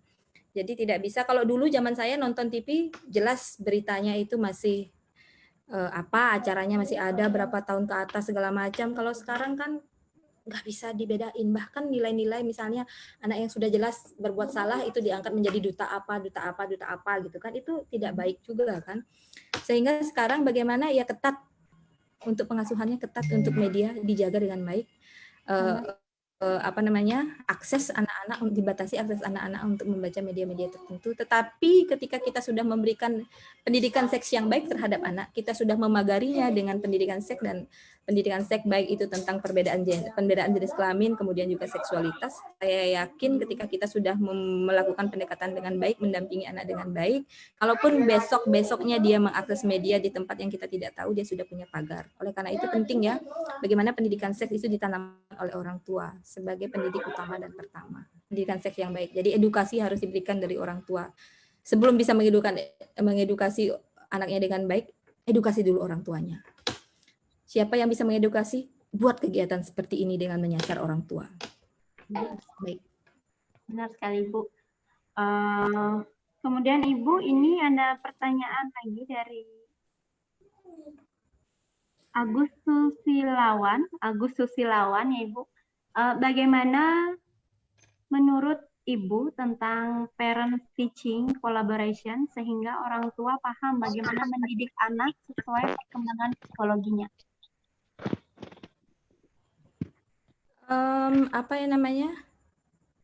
Parent teaching kolaborasi orang tua dalam mengajar itu memang benar, memang harus dilakukan. Ilmu parenting itu memang harus diketahui. Orang tua itu memang harus mengetahui bagaimana psikologi perkembangan anak sehingga dia bisa mengasuh anaknya dengan baik gitu. Jadi parent teaching kolaborasi ini memang penting dilakukan, kemudian kolaborasi dengan siapa saja, intervensi dari sekolah, kemudian intervensi dari ini lain, kemudian mengikuti seminar-seminar parenting dan lain sebagainya. Itu juga akan membantu orang tua untuk mendidik anak sesuai dengan perkembangan psikologinya. Sehingga kembali saya sampaikan tadi, memang penting edukasi terhadap orang tua agar bisa mengasuh anak sesuai dengan perkembangan psikologi, sesuai dengan kebutuhan-kebutuhan yang sesuai dengan tingkat perkembangannya. Dia kalau misalnya fase oral apa yang dilakukan, fase anal apa yang dilakukan, kalau dia sedang masa fulung bagaimana dia dilakukan, itu kan tidak diketahui oleh orang tua. Mungkin kebetulan saja yang jurusan-jurusan pendidikan, belajar tentang psikologi perkembangan, psikologi pendidikan tahu sedikit-sedikit. Bagaimana dengan yang lain, apalagi yang kuliahnya jarang-jarang, sudah kuliah pendidikan jarang-jarang juga kuliahnya, jadi nggak tahu gitu. Jadi memang harus ada program-program seperti itu. Oke, baik. Terima kasih, Bu. Kemudian ini ada pertanyaan dari Andrea Tasika. Om Swastiastu, Ibu izin bertanya, lalu bagaimana cara kita mengedukasi anak apabila sudah terlanjur telah mendapatkan perilaku tidak seharusnya dari teman ataupun orang dewasa lainnya? Yang pertama memang harus didampingi ya. Yang pertama harus didampingi. Kemudian sebenarnya situasi seperti itu yang berat itu kan orang tuanya yang tidak mau menerima. Ketika orang tua tidak mau menerima, buru-buru anaknya disalahkan. Kan itu sebenarnya yang pertama itu orang tua dulu menerima situasi itu. Ya mudah-mudahan jauh ya, bukan kita. Orang tua menerima situasi tersebut, kemudian sudah menerima, dampingi anaknya, yakinkan anaknya bahwa tidak akan terjadi apa-apa, tidak akan terjadi apa-apa dengan situasi-situasi yang seperti itu. Kemudian kalau sampai anak itu sudah mau bercerita, berarti kan dekat itu hubungan orang tua dengan anak. Jadi jangan dimarahi, dampingi. Kemudian carikan solusi yang tepat. Kalau memang memerlukan pihak ketiga, sampaikan pihak ketiga dan jaga kerahasiaannya. Jangan diceritakan kemana-mana. Ya, itu karena sangat prinsip sekali. Mungkin sedikit saya berbicara sedikit di sini. Saya dulu pernah mengalami waktu kecil mengalami yang namanya pelecehan seksual gitu ya. Sempat menjadi tidak enak banget, sempat tidak percaya diri, kemudian bukan pelecehan seksual yang bagaimana, tapi itu kalau saya baca-baca di literatur itu termasuk pelecehan seksual, dipanggil kemudian diminta untuk memegang penis seorang yang sudah besar, waktu itu saya masih SD gitu ya, orang itu sudah SMA, itu sangat membuat saya tidak percaya diri, saya merasa kotor dan lain sebagainya. Tidak berani menceritakannya kepada siapa-siapa. Gitu lagi ya, itu sudah berani menceritakannya kan sudah baik. Kemudian tidak berani menceritakannya kepada siapa-siapa. Kalau sekarang saya ceritakan, ini saya bagikan kepada rekan-rekan mengatakan bahwa kemudian dalam perjalanan semakin besar, semakin dewasa, saya membaca dan lain sebagainya, kemudian barulah kembali kepercayaan diri saya kembali bahwa apa yang terjadi itu tidak ada apa-apanya dengan saya, dengan keberlanjutan hidup saya gitu ya. Sehingga kalau misalnya sudah bercerita dengan orang tua, dampingi, pastikan anak punya lingkungan yang sehat kembali, bergaul dengan orang-orang yang tepat gitu. Carikan lingkungan yang baik bagi anak. Itu aja sih secara praktiknya. Ya, orang tua pokoknya mendampingi. Ya. Saya satu. Kemudian ini Ibu dari Komang Darmini. Boleh saya satu? Silakan Bapak. Saya Ali Putrawan. Nggih. Silakan Pak Alit. Selamat sore Bu Dr. Prima yang saya hormati. Saya ingin bertanya, ketika kita bicara pendidikan seks pada generasi muda ini sebenarnya kan banyak sekali permasalahan seperti ibarat gunung es dalam sekam seperti itu. Di dalam niti sastra itu kan sudah jelas dikatakan bagaimana memperlakukan anak itu umur berapa seperti dewa, seperti teman, melihat dan menganggap dia sebagai teman terakhir dilihat dan seperti itu. Namun ketika kita bicara mengenai pendidikan seks pada generasi muda Hindu ini, saya punya beberapa teman yang memberi curhat seperti itu, bilangnya begini, saya aja dulunya korban daripada seks bebas itu. Ketika anak-anak saya dewasa, dia menyalahkan orang tuanya karena anak-anak ini terlahir bukan dari pendidikan seks dari orang tuanya terdahulu. Kira-kira model pendampingan yang bagaimana yang bisa Bu idekan untuk bisa memberi pemahaman pada generasi muda ini. Sedangkan pendidikan seks saya kira untuk sekarang ini di era digital ini semua ini sangat gampang sekali mengklik semua informasi tentang yang berbau seks seperti itu. Terima kasih Bu Prima. Apa namanya? Ya memang kalau pendidikan seks itu kan literaturnya banyak ya di apa namanya, apalagi internet sekarang dengan browser, beberapa browser kita akses itu sudah banyak sekali. Kemudian Bapak apa namanya, seperti model apa yang bisa kita lakukan? Saya sampaikan tadi bahwasannya susastra ada yang seperti itu, tapi lingkungan yang baru juga berbeda. Kemudian setiap orang tua juga punya persepsi yang berbeda terhadap pengasuhan. Jadi model apa yang bisa dilakukan untuk itu? Maka sebenarnya sekarang setiap sekolah itu mengambil peran untuk mengedukasi generasi mudanya, ya, pendidikan seks itu secara nyata, real, atau kemudian hidden. Pendidikan seks itu secara real atau hidden ataupun sebagai ekstrakurikuler itu harus diberikan kepada di sekolah-sekolah. Itu kenapa demikian? Karena mengantisipasi tadi bahwa orang tua juga ada yang tidak teredukasi dengan baik dalam memberikan pendidikan. Jadi kalau misalnya orang tuanya tidak teredukasi dengan baik, bagaimana dia bisa menyampaikan edukasi yang baik juga terhadap anaknya, utamanya terkait dengan pendidikan seks tersebut. Jadi sekolah harus memiliki program pendidikan seks yang sebenarnya bisa nyata, real atau hidden, ataukah sebagai program insidental yang disampaikan. Kemudian sekolah membuat hubungan pendidikan interventif dengan orang tua, bagaimana mengasuh anak dengan baik, utamanya tentang perilaku, aturan-aturan apa yang boleh dan tidak dilakukan oleh orang tua bersama oleh anak terhadap lawan jenisnya. Kemudian saya rasa Pak Alit kan juga di PHDI ya Pak Alit ya. Halo Pak Alit. PHDI mungkin bisa menggagas pendidikan, menggagas program yang menyasar orang tua dan anak-anak tentang pendidikan seks, digagas mulai sekarang karena demikian penting situasi itu, karena anak-anak memang gampang mengakses informasi tentang pendidikan seks itu di internet, tapi dia tidak pernah tahu apakah informasi itu benar atau tidak. Sekarang juga ada Kisara dan lain sebagainya yang memang aktif melakukan kegiatan-kegiatan itu. Ya betul, ini juga ada model KSP-an menjadi rujukan kelompok siswa peduli AIDS dan narkoba, ya banyak. Jadi memang harus dibuat kelompok-kelompok seperti itu. Jadi tim peer team gitu ya, teman yang membantu teman yang lain, ataukah sekolah yang mengintervensi orang tua, ataukah orang tua membuat kelompok, lakukan saja yang bisa dilakukan oleh setiap orang. Jadi setiap orang sudah bergerak kalau menganggap ini sebagai sesuatu yang urgent, sesuatu yang penting untuk meningkatkan untuk meningkatkan kualitas generasi muda kita, ya lakukan, jangan menunggu lagi. Apalagi Pak Alit di PHDI, saya tunggu ya Pak Alit ya. Dulu sempat mau kerjasama ya Pak Alit ya. Ya.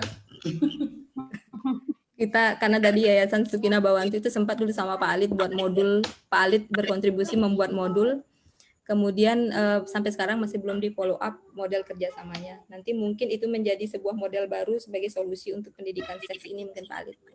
Iya. Sukses Bu. Sukses Pak Alit, luar biasa.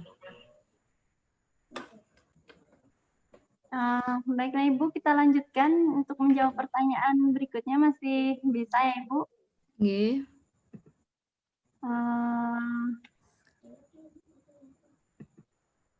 Ini dari Sulawesi, mana yang tadi ya? Swastiastu Ibu, salam dari Sulawesi, dari Komang Darmini. Izin bertanya Ibu, bagaimana pandangan dan pendapat Ibu mengenai LGBT? LGBT. Gimana ya?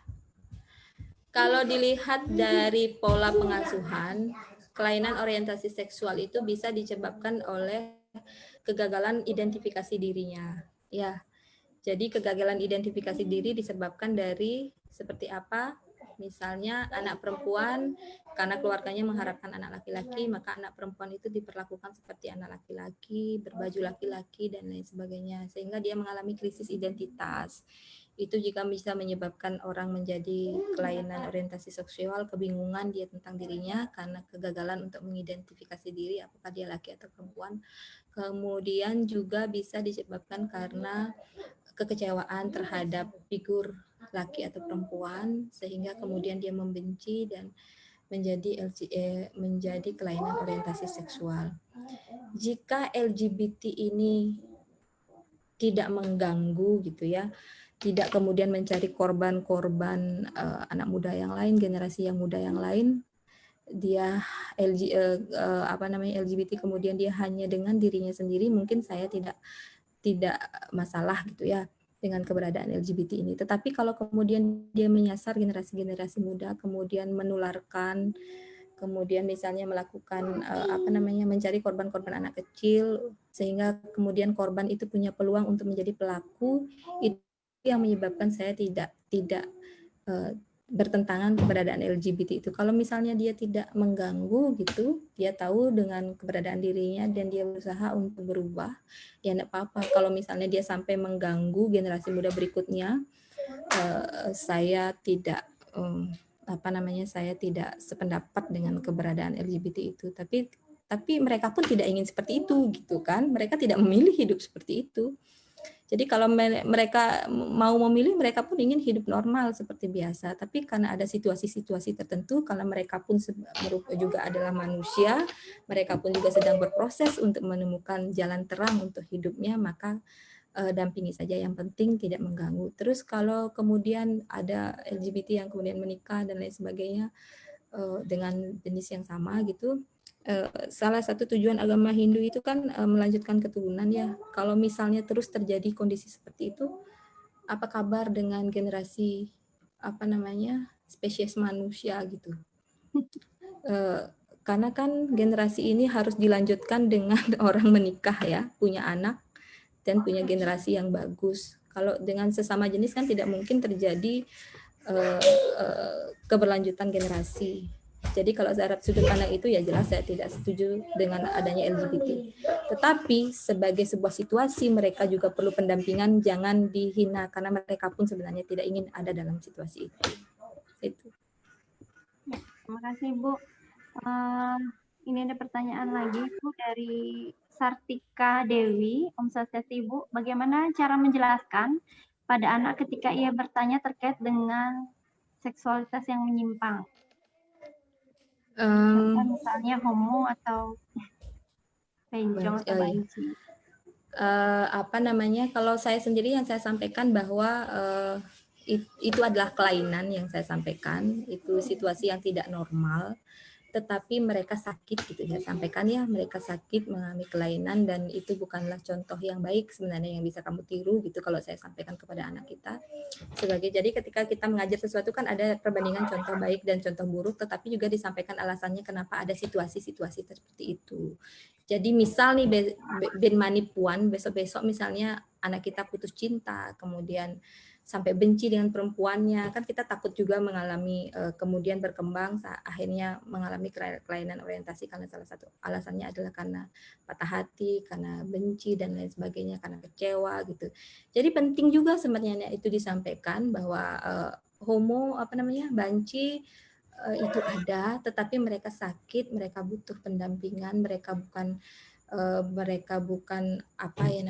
bukan penyakit masyarakat gitu. Jadi mereka sebenarnya butuh dukungan. Kemudian tapi itu juga bukan contoh yang baik. Jadi tidak semua orang ada dalam situ. Tapi memang harus disampaikan itu kepada anak. Tapi pada edukasinya pun bertahap. Jangan langsung ini begini karena dia mengalami ini dan beda. Tapi kita sampaikan secara bertahap. Kemudian juga ketika ada acara-acara di TV tentang itu jelaskan. Kadang kan di TV itu dijadikan sebagai bahan joke kan. Bahan joke dan seolah-olah itu diamini. Jadi itu diedukasi, disampaikan aja. Ya, terima kasih Bu. Mereka mungkin saya persilakan kepada Bapak Ibu yang ikut dalam Zoom meeting ini. Silakan mungkin untuk dua orang yang ingin bertanya secara langsung, saya persilakan.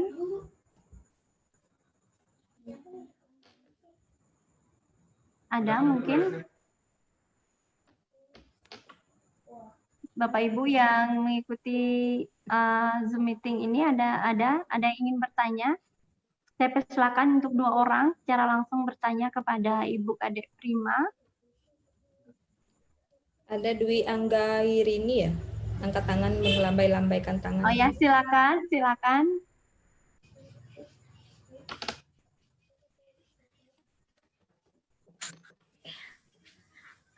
Halo Bu.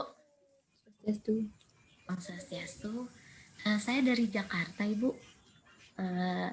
Mau tanya, apakah anak-anak berkebutuhan khusus dapat kita beri edukasi tentang pendidikan seks ya, Bu? Dan bisa bagaimana ya caranya kita untuk pendekatannya itu? Terima kasih. Ya, baik, terima kasih.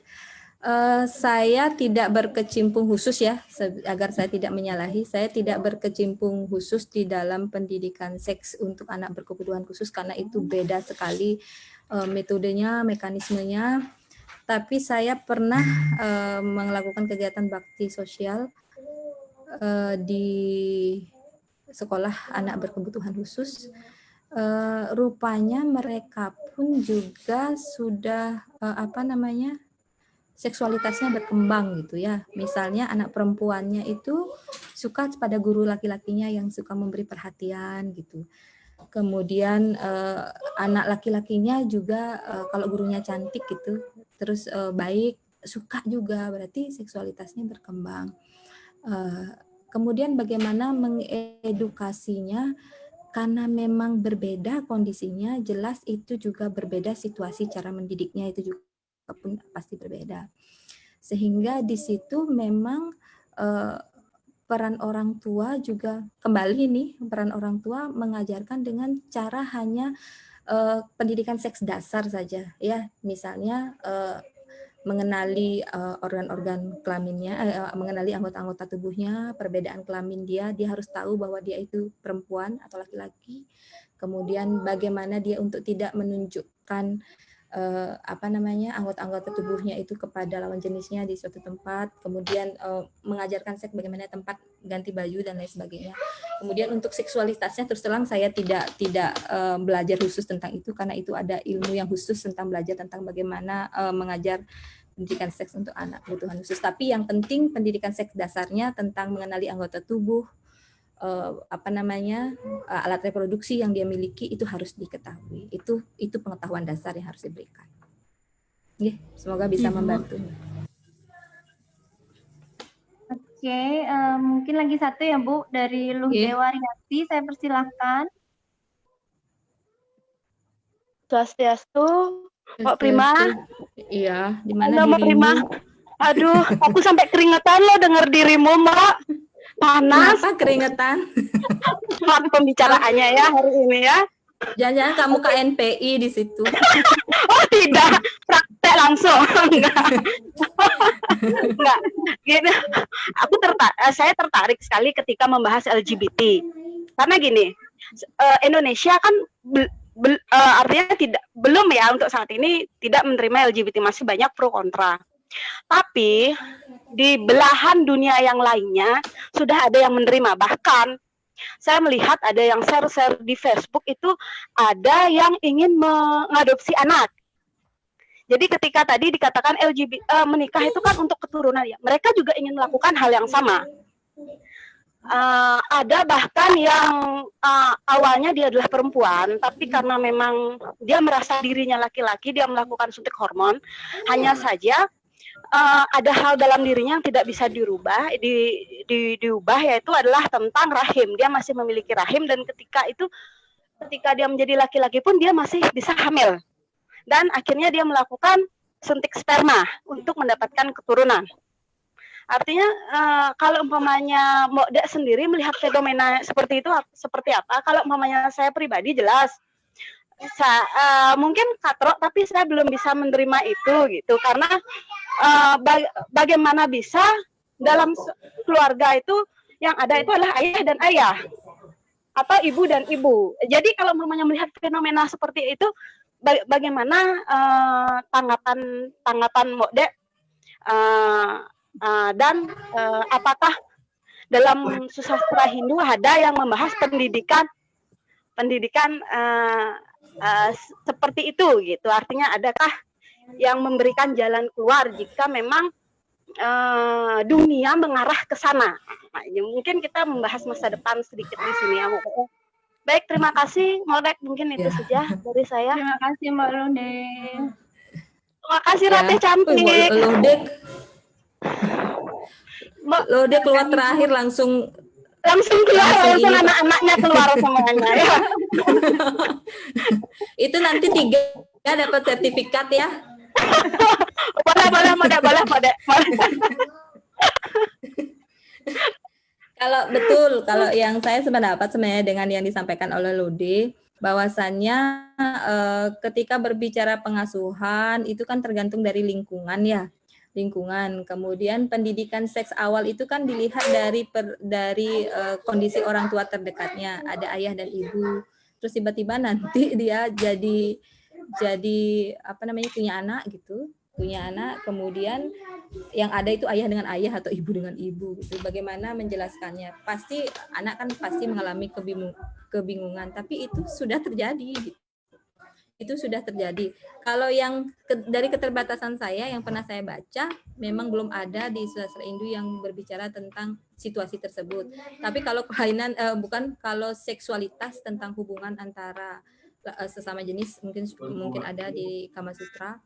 Tetapi untuk keberlanjutannya kemudian punya anak, bagaimana mengasuh dan lain sebagainya itu tidak ada. Tetapi yang jelas di dalam lingkungan keluarga itu manusia ini secara konsep saya teoretik saya sampaikan, secara konsep anak itu tumbuh dengan baik ketika dia mendapat asupan kasih sayang yang lengkap dari ayah dan ibunya, figur ayah dan figur ibu gitu. Jadi dia belajar sensitivitas dari ibunya, kemudian dia belajar logika dari ayahnya, kemudian dia belajar perbedaan peran laki dan perempuan itu dari ayah dan ibunya. Jadi kalau misalnya situasi seperti itu memang janggal, saya tidak bisa membayangkan. Akan tetapi mungkin kondisi seperti ini karena dilegalkan akan tetap terjadi, tapi mudah-mudahan tidak di negara kita gitu. Karena ketika kemarin sempat studi postdoktoral ke Belanda pun saya melihat situasi itu dan memang itu biasa di situ karena itu merupakan hak mereka untuk menentukan orientasi seksualnya seperti apa.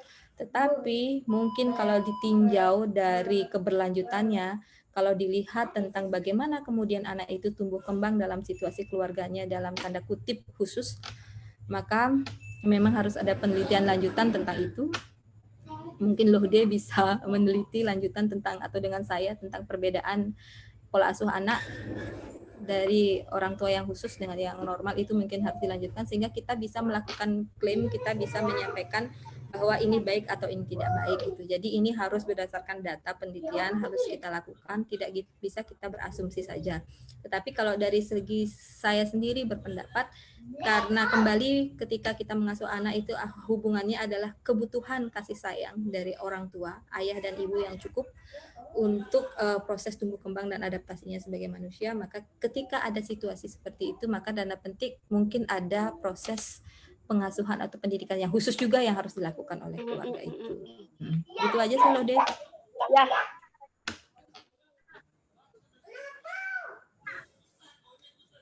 Bisa diterima? Sangat bisa diterima, Mbak Dek.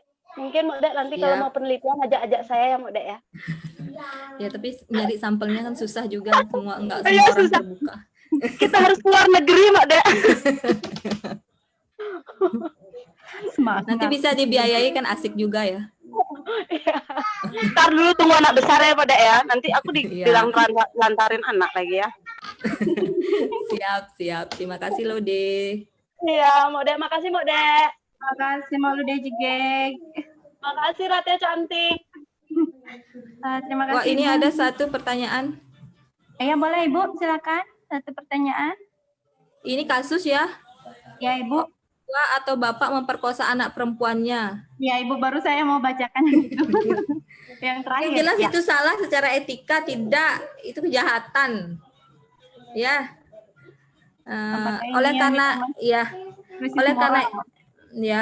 Oleh karenanya itu memang harus dibatasi gimana misalnya harus ada batasan kasih sayang antara orang tua dan anak gitu. Apalagi kalau kadang-kadang yang seperti itu kan kasusnya itu karena orang tuanya yang laki-laki karena sudah lama tidak berhubungan seksual. atau mengalami kecanduan terhadap kecanduan untuk melakukan hubungan seksual. Yang seperti itu kan situasi-situasi khusus. Akan tetapi kalau misalnya tidak kelainan, bapaknya saya yakin tidak akan mengalami hal seperti itu ya. Jadi kalau waras bapaknya itu tidak akan seperti itu. Kalau anak tetaplah anak.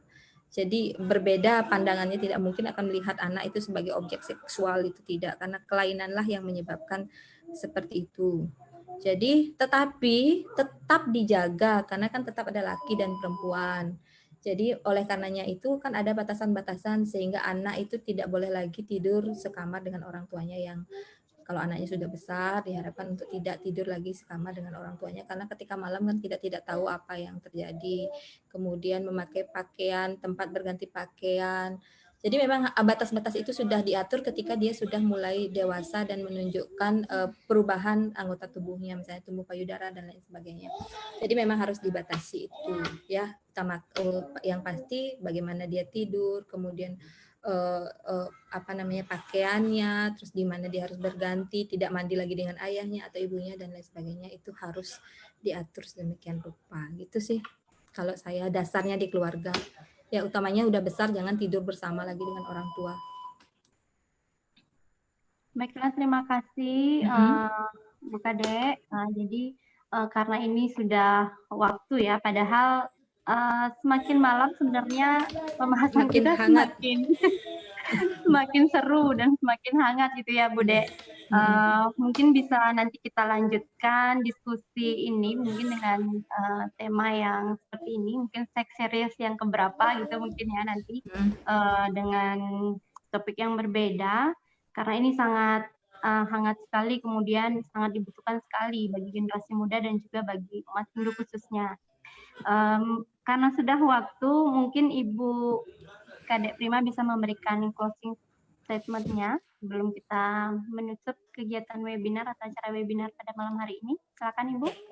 Baik, terima kasih. Berkaitan dengan topik ini yang saya ingin sampaikan bahwa kualitas generasi muda Hindu itu sangat tergantung pada kualitas keluarga yang dibangun. Ya, jadi saya tekankan lagi, kualitas generasi muda itu sangat tergantung pada kualitas keluarga, kualitas hubungan yang dibangun, sehingga oleh karena itu gitu ya, ini karena masih banyak yang muda, masih ada kesempatan belajar, bagi mahasiswa saya baik-baik memilih pasangan, sehingga nanti bisa ketemu pasangan yang tepat dan punya visi yang sama dalam membangun keluarga. Kemudian yang berikutnya, jangan ragu lagi untuk mengajarkan bagi yang sudah menjadi orang tua, jangan ragu lagi mulai sekarang untuk mengajarkan pendidikan seks sejak dini pada keluarga. Sehingga kasus-kasus kecenderungan masalah yang terjadi yang saya sampaikan di awal itu bisa terjadi. Jadi sekarang mari segera mengambil peran untuk membantu meningkatkan kualitas generasi muda Hindu, baik sebagai keluarga, anggota masyarakat maupun sebagai pribadi. Demikian, terima kasih.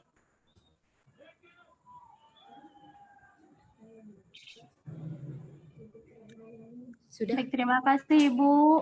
Luar biasa sekali materi yang disampaikan pada malam hari ini, tadi dari sore hari menjelang malam sampai sudah malam ya. Sangat menarik sekali, kemudian pesan yang Ibu sampaikan pada closing statement itu sangat luar biasa, kemudian sangat baik sekali. Jadi kualitas generasi muda itu sangat ditentukan oleh kualitas keluarganya. Jadi mungkin di sini juga saya sedikit nitip pesan kepada para orang tua yang sudah menjadi bapak ibu gitu. Jadi jangan takut, jangan ragu lagi untuk memberikan pendidikan seks kepada anak-anak kita nantinya. Jangan menganggap hal tersebut adalah hal yang tabu, apalagi mengatakan hal yang jorok dan menjijikkan gitu. Jadi sebenarnya kalau kita tetap sebagai orang tua berpikiran seperti itu, maka akan berpengaruh besar, berpengaruh hal yang negatif yang tidak baik kepada generasi kita ataupun bagi anak-anak kita nanti tentunya.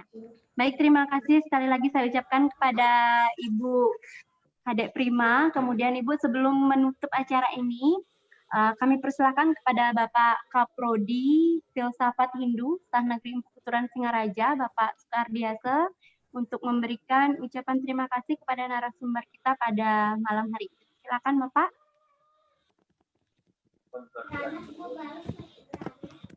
Semua yang telah bergabung di hari ini. Saya mewakili teman-teman di Produksi Sahabat, mungkin mengaturkan terima kasih yang sebanyak-banyaknya kepada narasumber, terutama kepada Ibu Prima yang telah mengikuti webinar ini. Tentu ini sangat bermanfaat bagi kami, terutama bagi kami dosen muda, termasuk juga mahasiswa kami, karena jarang-jarang kita bisa bertemu secara langsung dengan topik yang berbeda, dan saya sangat berbahagia ya karena dua webinar yang sudah berjalan series yang kemarin 16 orang yang ikut dari berbagai pelosok di seluruh Nusantara. Ini merupakan sebuah kebiasaan yang baru ya, di normal besok kita sudah mulai jadi saya sekali lagi mengucapkan terima kasih kepada Ibu narasumber. Kali tidak ada 4 JPL-nya, ya inilah kondisi yang baru ya, termasuk juga snack yang tidak ada. Sekali lagi terima kasih, semoga nanti bisa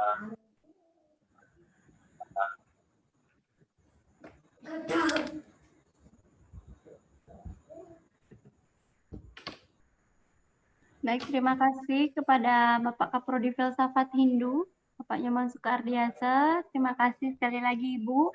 Baik, sebelum kita menutup acara meeting Zoom ini, kita akan adakan foto bersama dulu. Jadi silakan ambil posisi masing-masing.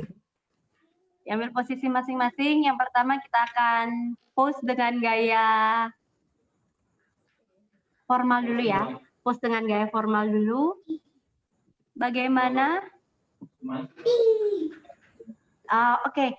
Untuk semuanya bisa diaktifkan videonya. Bisa diaktifkan dulu videonya untuk Bapak Ibu semuanya. Sudah? Oke, saya hitung ya. Kita post dengan gaya apa ya? Formal dulu, Ya. 1, 2, 3.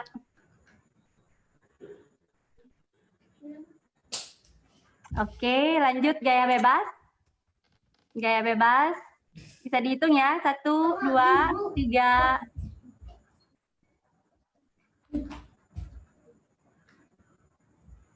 Sudah?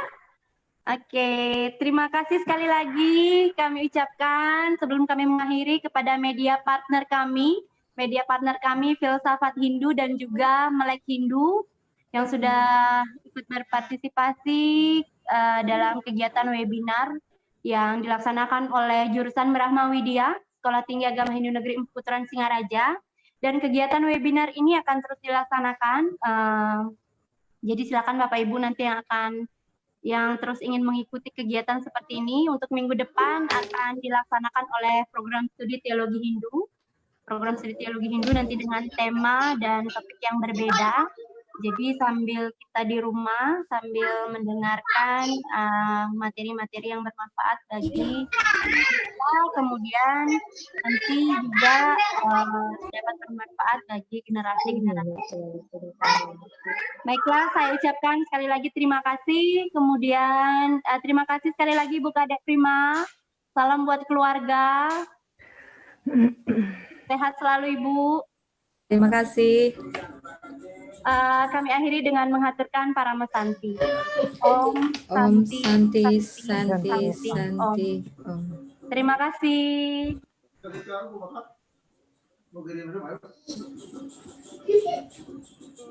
Terima kasih semua. Dadah. Saya Livia. Tim sukses, tim Dadah.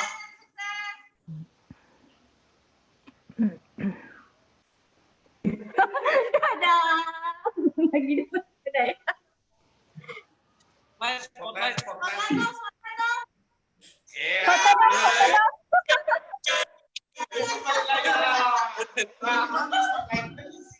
Spotlight dulu, spotlight.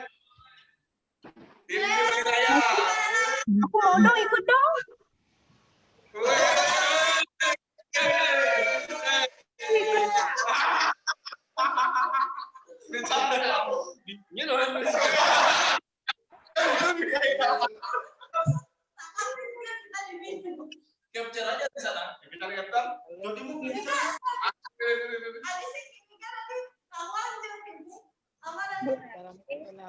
Ayo,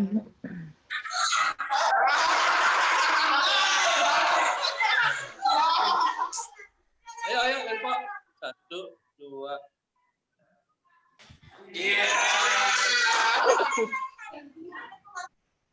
Udah dah ah.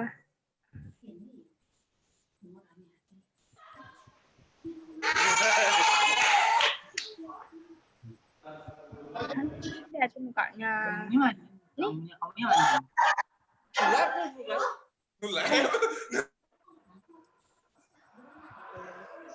Suaranya kebuka.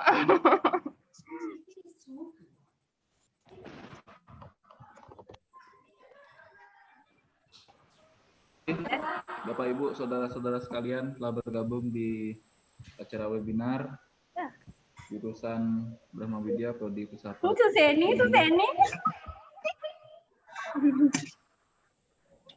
Cok. Mbak Suseni, teman-teman mahasiswa banyak yang bergabung. Untuk link sertifikat bisa dicet. Swastiastu, selamat malam Mbak Rini. Selamat malam. Ya, terima kasih ya atas kesempatannya ikut webinar ini. Terima kasih. Seluruh peserta yang telah terlibat dan Aryani.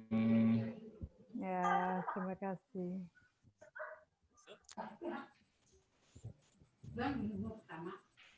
Dalam beberapa waktu dekat kami akan stop webinar ini Ibu secara Wayanari.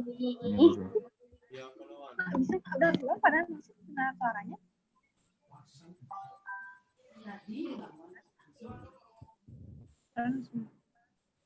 Udah. Pas dulu aku.